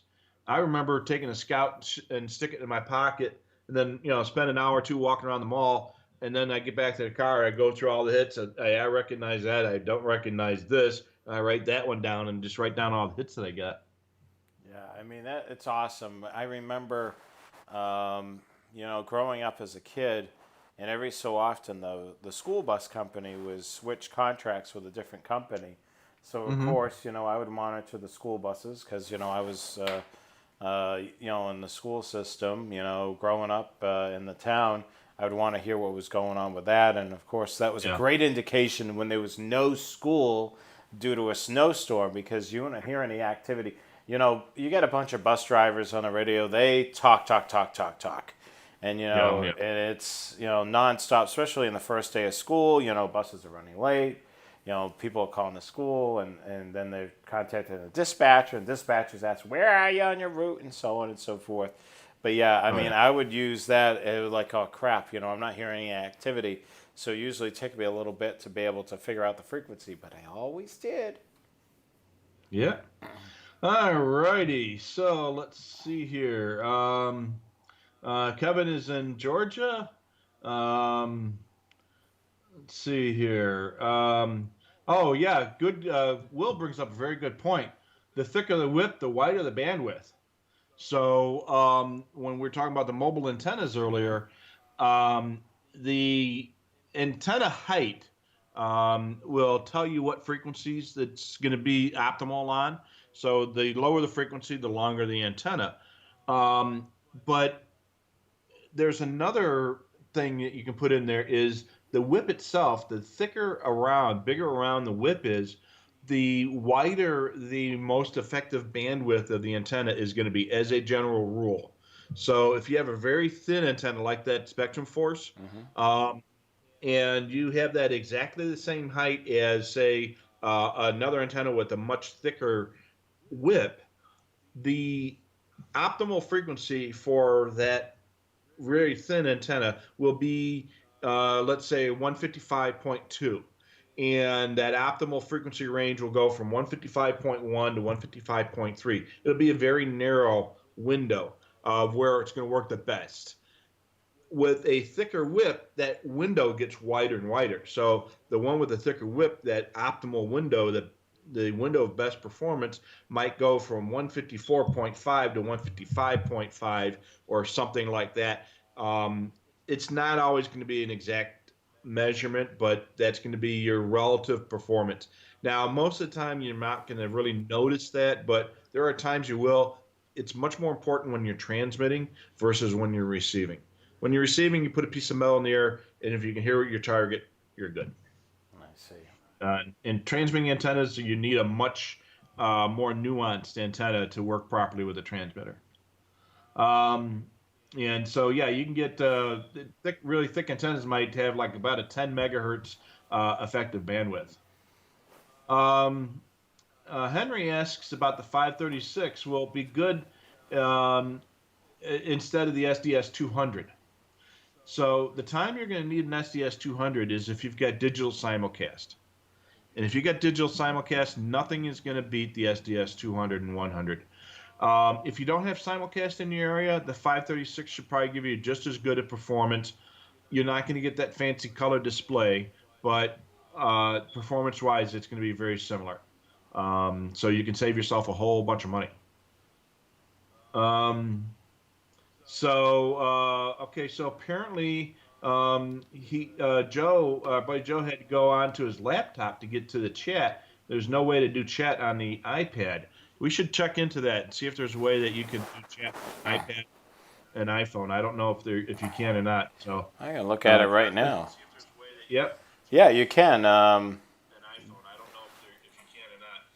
Yeah, you. Sorry about you can actually hear us, but yeah, you can. That's a little Oh, hard. okay, cool. Yeah, sometimes you may have to change the view. There is a pull down right by the name of our show, which is called. This is weird. I'm actually seeing myself talking about this. It shows mobile antennas for your scanner, TSG, the Scanner Guys Live. There's a Yeah. little drop down that's to the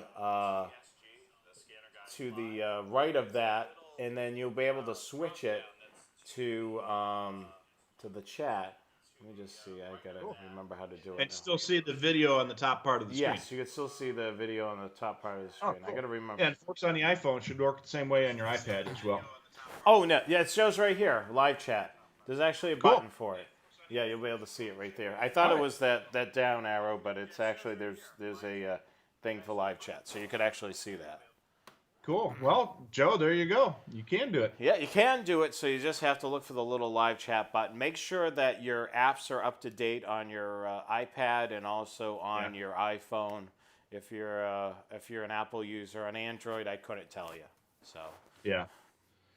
Yeah, we're both Apple guys when it comes to that kind of stuff. yep, So. and the Apple. I'm running a Apple laptop to run this broadcast tonight. So Yeah. we're both Yeah. Apple guys, that's for sure.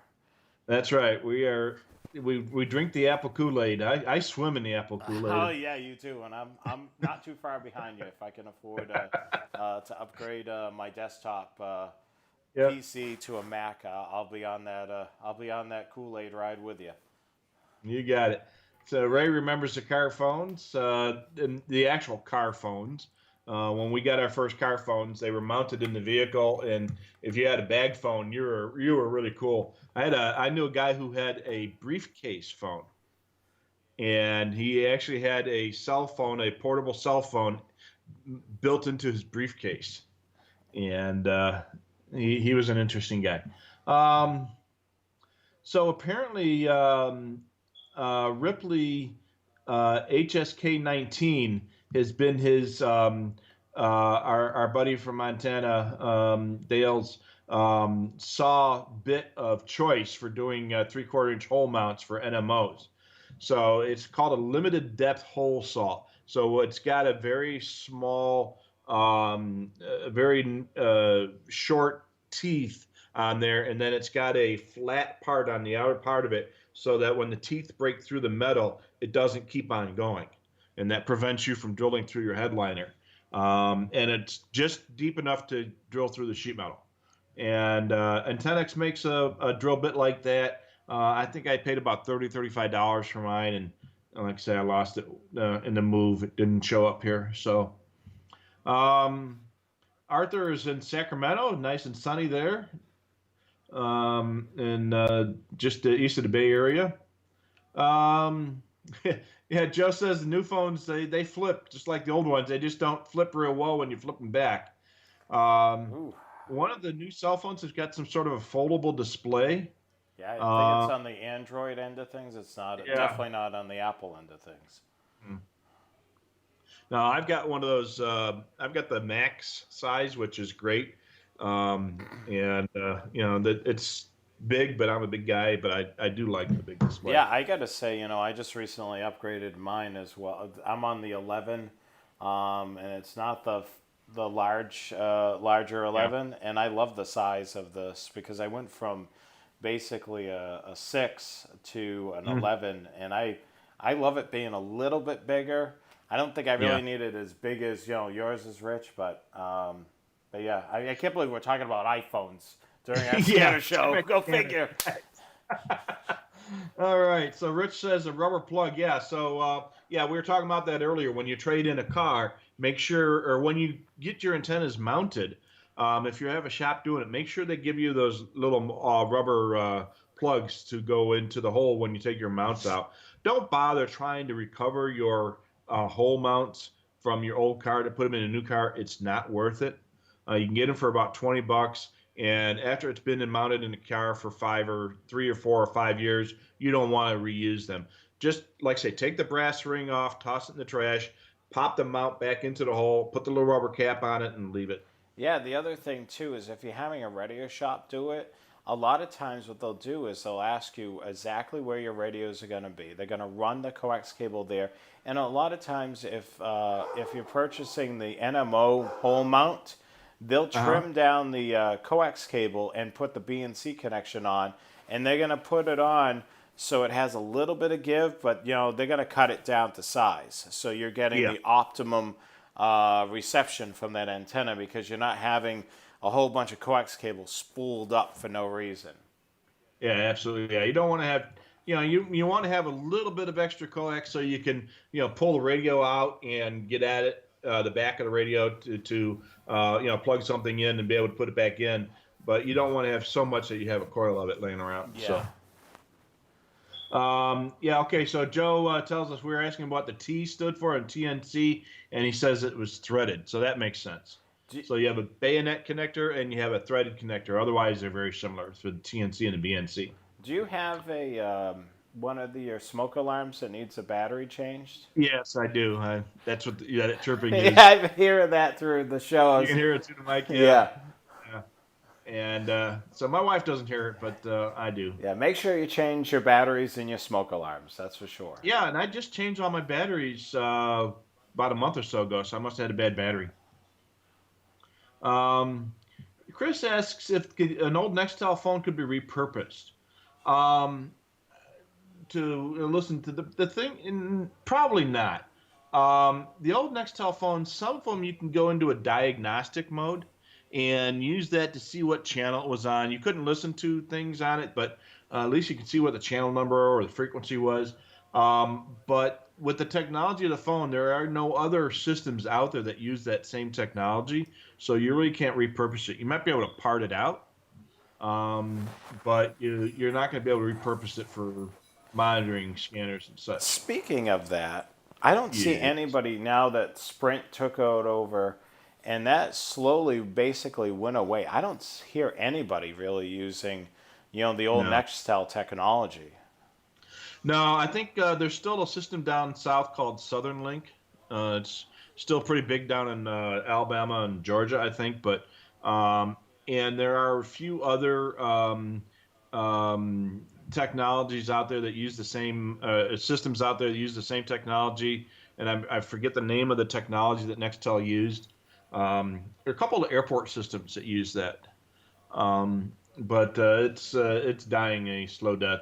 Most of that stuff is switched over to either LTR or DMR these days. Yeah, but you know what? With the consumer, like Hmm. that cell phones. I used to hear that chirp all the time. The Nextel Yeah. chirp on the cell phones, and I haven't seen anybody ever using. The. I wonder if Sprint still has phones that have that Nextel capability, or that's slowly gone to the wayside.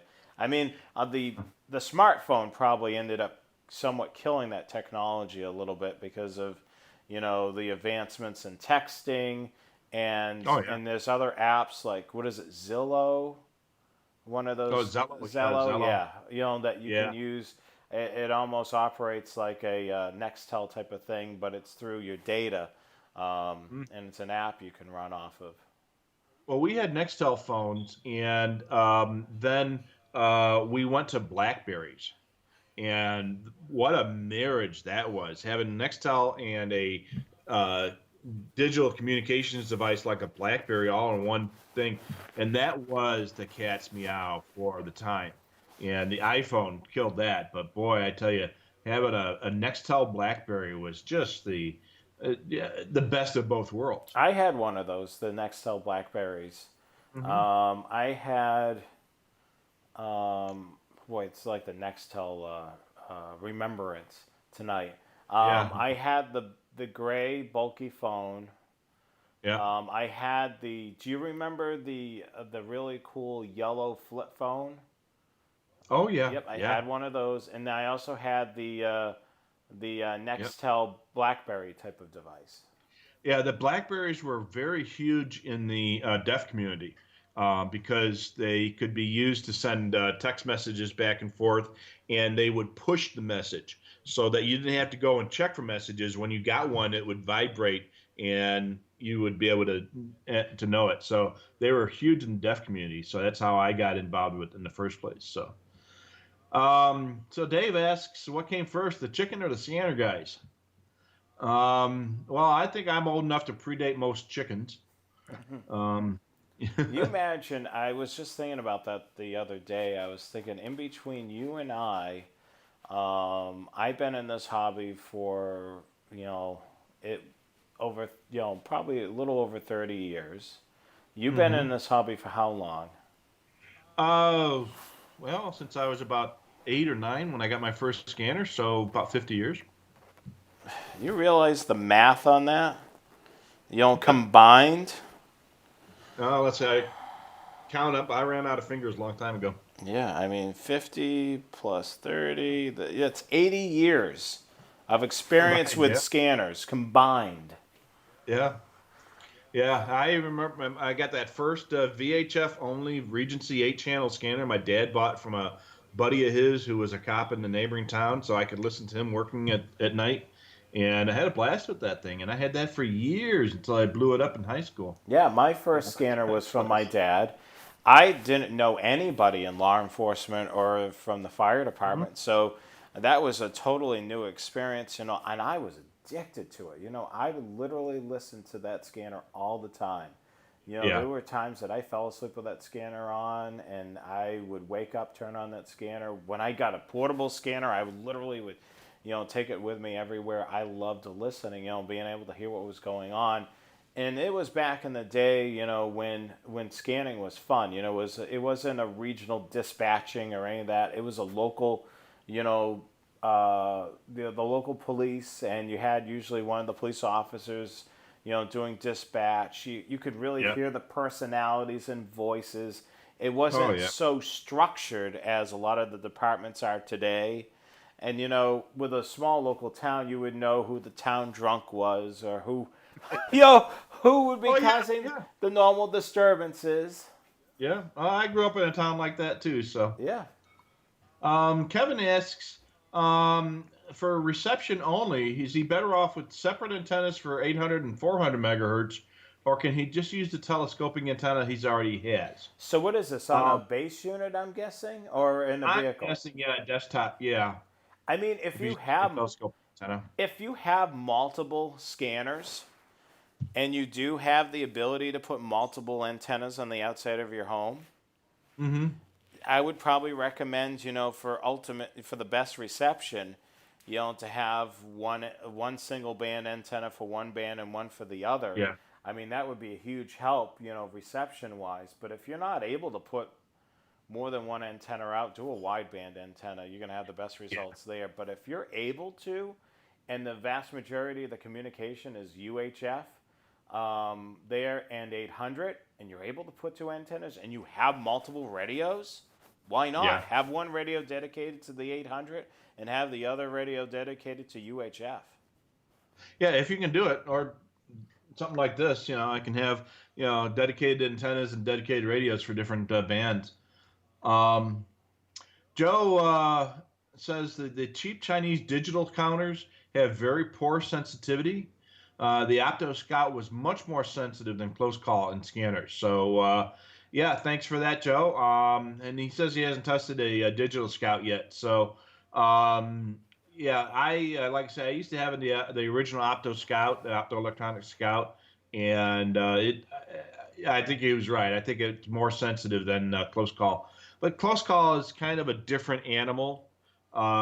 It's intended to be very, very local, whereas the Scout was intended more for hit collection versus hit listening. Um, Joe says a live show is the way to go versus recorded. Absolutely. Um, let's see here. The old brick phones. Um, the Samsung Fold. Okay, thanks, Ray. Appreciate Yeah, that. I knew it was on the Android side. Yeah, yeah. If you got an Apple TV, it should work just like on your iPhone. Yeah, on the Apple TV, I watch the rail cams on YouTube all the time, and there is a way on the YouTube app on your Apple TV to watch the ongoing comments. Uh, it kind of superimposes them on the video. I don't think you can actually participate in the comments through the Apple TV, but you can view them. Yeah, So. and the other thing too is you can watch us live on Apple TV and Roku. That's the other big Yeah. benefit of watching of us switching over to YouTube. It opened us up to more platforms, and the other thing too is you can search out our videos a lot easier. I notice with Facebook, unless you know where you're looking for on Facebook, you really can't find our videos as easy as you can on YouTube. Yeah. Ira brings up a good question, and I think we've spoken about this a couple times in the past, but it might not be a bad topic to bring up for at least spend a minute or two on it. He asks if there's anything we can legally do to stop encryption from being used by agencies. Hire some sort of a constitutional law attorney or a FOIA attorney or something. Um, I, Ira, I think the answer to your question is not really, not legally, anyways, or not using the legal system. It's perfectly legal for agencies to use encryption on their radio channels. There is no obligation for them not to use encryption.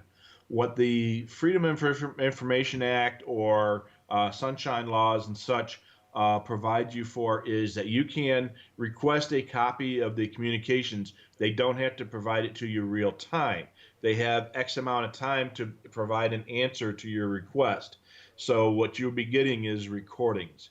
So if you want to go to and file a Freedom of Information Act request for a copy of the recordings from a communication, you have to specify the communication, the date, the time, who the communication was, what the incident was, etc. You can't just blanket request all the communications or the encryption keys. That stuff's going to be denied. I spent the last several years of my career handling Freedom of Information Act requests, and you can't use that to get real-time monitoring, um, but you can request recordings of communications. Um, the other thing too is agencies are not required to record their communications in most instances, but if they do, they have to provide those recordings upon request, with certain exceptions, of course. Your best bet to try to get rid of encryption is most likely political. Get a hold of your mayor, your city council, your county board, and tell them, hey, you should be able to listen to at least the dispatch channels. There's no reason that stuff should be encrypted. They can have encrypted channels to go to, but that's going to be your best recourse under in most situations, and it's you're not going to be able to sue to get access to the encryption. Yeah, the other thing too that I've seen that's worked in a couple of markets that decided to go encrypted is where the Hmm. media outlets, such as newspaper, television, and radio, when they report it, they're Hmm. educated about the whole entire thing, and they can describe what's actually going on properly. And if they relay and kind of push, saying, look, you're on a trunk system where you could be allocated X amount of channels, why Yeah, not have the dispatch channel in the clear? You can always use several of the other channels that you're allocated on a trunk system encrypt and being encrypted. So a lot of times the media can have a lot of a role in being able to kind of push back on it, but they have to be yeah, educated about the radios and the scanners and so on. And they also need to see the media needs to show that there's a public outcry, which then will yeah, get the attention of politicians and so on, and local officials. The thing is your local officials don't want to catch so much heat. Never mind have it being reported in the newspaper or on television. They really want to avoid that as possible. They want to keep everybody happy in the grand scheme of things, yeah. but definitely, those are ways that you can, certainly see your politician. And the other thing too is I've seen this overturn with encryption. A lot of times, what will happen is a new police chief or a fire chief will come in, and they want transparency. I've seen this Yeah. overturn once or twice, where a new police chief comes in and turns off the encryption completely, because Yeah. he wants transparency in the department. So that's another thing that you can hope and pray if you're in a market where there is encryption, it could eventually overturn. Yeah, absolutely. So that is usually going to be your better avenue versus like I say, you're not going to be able to sue them and get access No. real time anyway. So um, Carmen remembers that another optoelectronics product that was similar to the Scout, but it didn't have to be connected to a scanner. And Joe has the answer to that one. That was called the Explorer. Yeah. And I did have an Explorer for a while. That was cool. And that was back before close call was the thing on scanners, and it was a little bit larger than than a Scout was, but it actually had a receiver built into it, so you could listen to the hits that you got with the counter, and that was pretty cool. It was very expensive, but it was very cool. And I was fumbling trying to remember the technology that Nextel used, and it was called IDEN. Thanks, Jerry. Appreciate that. And there are still a few IDEN systems out there. I think there's a couple airport systems that still use IDEN, and I think Southern Link still uses it. Um, and let's see here. Got lost here. All righty. There we go. So, and Zello, yep, we were talking about the little push to talk network on the cell phones these days. Mm-hmm. That actually works pretty good. Um, and let's see here. DC, we were talking about the ham radio call signs for 3. That was District of Columbia. And let's see here. Dave is kind of a young guy. He's only been in the hobby since 1968. Oh. That was about the time, we must be about the same age, because that was about the time that I got my first scanner in 67, 66, 67, 68, that time frame. My dad was a cop in the little town that I grew up in. About that, I could to listen to them. And let's see here. Pittsburgh EMS, he started in 1975. He was on the police channels. This is Bill talking. He didn't have portable radios, so each unit had a Bearcat 4 in the station. And he had to run out to the truck to acknowledge the call. So Bill is kind of a little bit older than us, I think. He was a paramedic in the 70s, or back then they didn't have paramedics. But they used the old Bearcat 4 scanner. I used to love those Bearcat 4 scanners. They were a big square box, about yay big, and it was almost like half the size of the radio front. Big oval-sized speaker. Those things had the best audio. I acquired a bunch of those about 10 or 15 years ago, and the scanners themselves didn't work, but the speakers were great. So I used those as external speakers on a couple of my other scanners. They worked so well. And I can remember as a kid, when our fire department first got radios, so you just use this channel. That was pretty common back in the 70s. Dave said there are 2 police departments in the Buffalo area that are encrypted. The neighboring agencies don't want to spend the money to get radios to hear them, so that affects interoperability. So that's the first thing that encryption kills, is the ability to go interoperability. So let's see here. Any way to get the alerts an hour before the show starts? Let's look into that, Jonathan. Maybe find a way that we can send an alert somehow. I don't know. Do we have a way to send that on email or something? Well, we would have to create a. There's a way that you can do it through YouTube. I haven't used it as of yet, but we're on 8 o'clock every Wednesday night. So if you you have an alarm on your cell phone, just set an alarm there, and then go to our YouTube channel. We do post a link periodically on on Facebook. We also post it on Radio Reference on the news feed portion of the forums, which is right on the homepage. I mean, for whatever reason, I did schedule it to post on Facebook, and I think the time zone was off. They get this new application through Facebook where you can schedule a post, and it's this high-tech thing that they're trying out, and I don't think the time zone was right. I think it posted an hour late, but at least you're here live with us if you're just joining us in the second hour. Yeah. Joe brings up a good question. We were talking about encryption earlier. Orange County, California, which is suburbs south of LA, their fire channels had been encrypted for the last several years.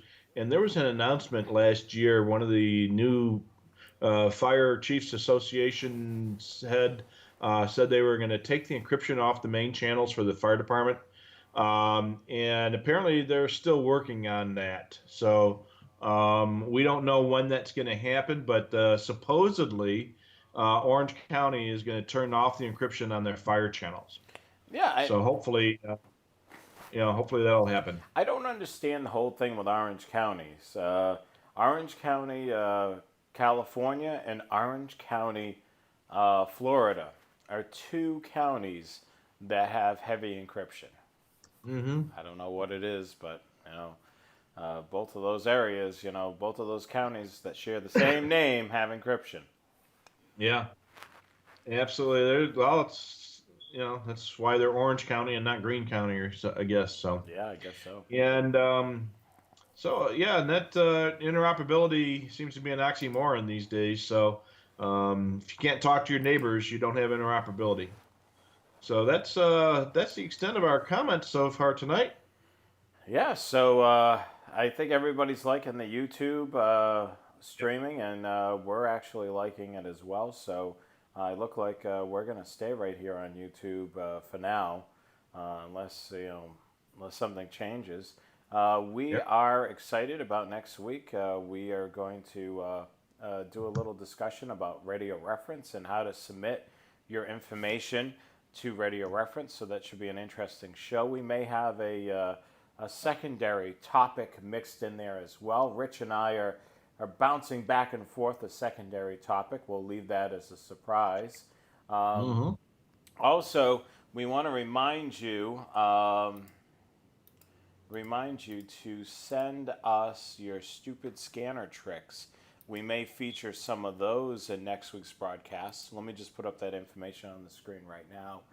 The stupid scanner tricks or your shack photos. We want to see them. Even Yeah. your mobile shack photos. We love to see your setup in the vehicle as well. What you want to do is email thescannerguys@gmail.com. Thescannerguys@gmail.com. Send us some photos over the long holiday weekend if you're able to be off for this long Memorial Day weekend and you're doing some social distancing and you're spending some time at home. Why not send us some photos, a brief Yeah. description, of your setup, and we would love to see that. Just keep in mind that that email address that we have right there is just for those things. We don't monitor it 24/7, but on this next slide, you want to email support@scannermaster.com. If you have scanner-related questions, you want to email those to there.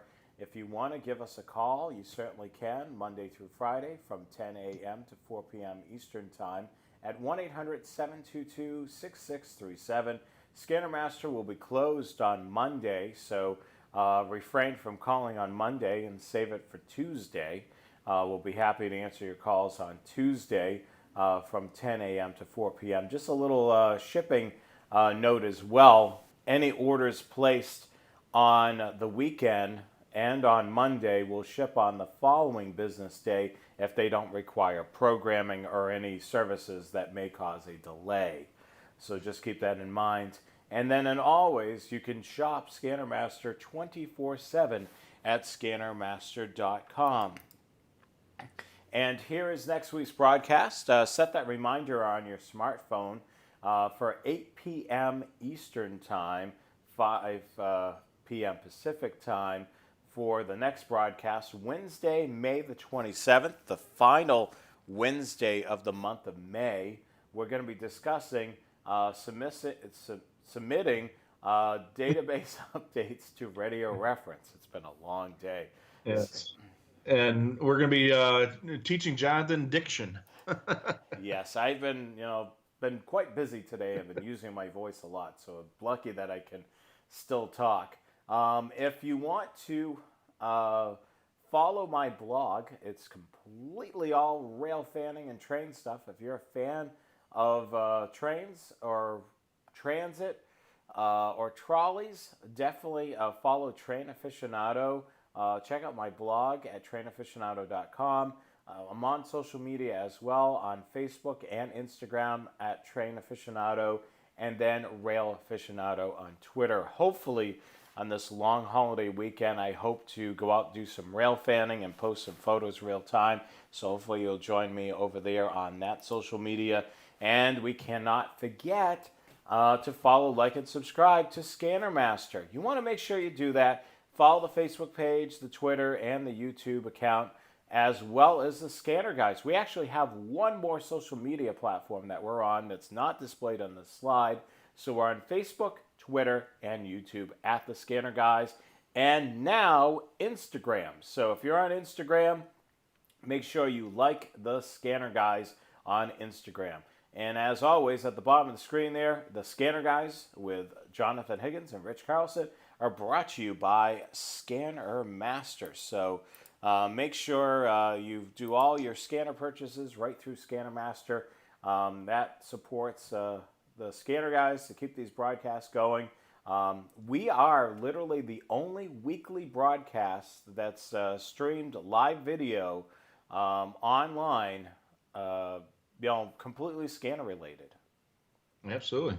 And sometimes we talk about cell phones and romper room, but Yeah, I mean the other thing, our friends over at the Scanner School have a podcast. If you haven't checked them out, make sure you check out the Scanner School. They have a really cool podcast that they run all the time. That's a weekly thing, and you could find that at most sites that have podcasts. You can yeah, also go to the Scanner School's website as well. So they do a pretty good job there. But other than the Scanner School and us, we're the only ones that only two that are really providing a weekly program that's dedicated to the hobby that we love. absolutely. And we're the only ones doing it, so there's no place, there's no reason to shop anywhere else. That's for sure. We hope that you join us next week right here on YouTube. Um, Hopefully everybody has a safe holiday weekend. I know it's going to be a little different with the COVID-19 stuff going on with Yeah. the social distancing. Things are starting to open up, but please, wash your hands. If Yeah. you're out in public, keep your distance, social distancing. We're still not out of the woods as of yet with all this coronavirus stuff. So Oh yeah. be You should safe. see me having to go to the doctor today when I was going to the eye doctors. They took my temperature before I went into the office. They made sure I had a mask on, made sure I had the appointment. I mean, it was a big, big to do. So, oh yeah, we got one more quick comment. Dale says this is the 3-day weekend, and we can see a different office setup. You just might. You just might check in next week, and you'll see if there's been any changes in the office here. There's one thing that nobody really noticed tonight. That Yes, we're both wearing the same color shirt. that's right. We are color coordinated. Yeah, we are color coordinated tonight, which is interesting. And it was all on accident. We Yeah, didn't we do didn't this. know. Basically, I call up Rich, about 30 to 20 minutes before our broadcast. Usually, we'll talk about what we're going to cover in the evening. Usually, the slideshow, just so you guys get a little behind the scenes stuff. The slideshow is basically something that we both work on. Sometimes I'll start the slideshow and then Rich will add additional slides or add things to the slides I've already created. And then, usually on broadcast day, we call each other, 30 to 20 minutes beforehand. We'll talk about a couple of different things that are going on.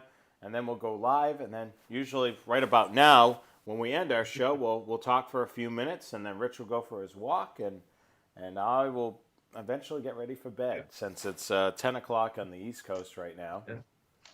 And my first walk will be to the bathroom. Yeah.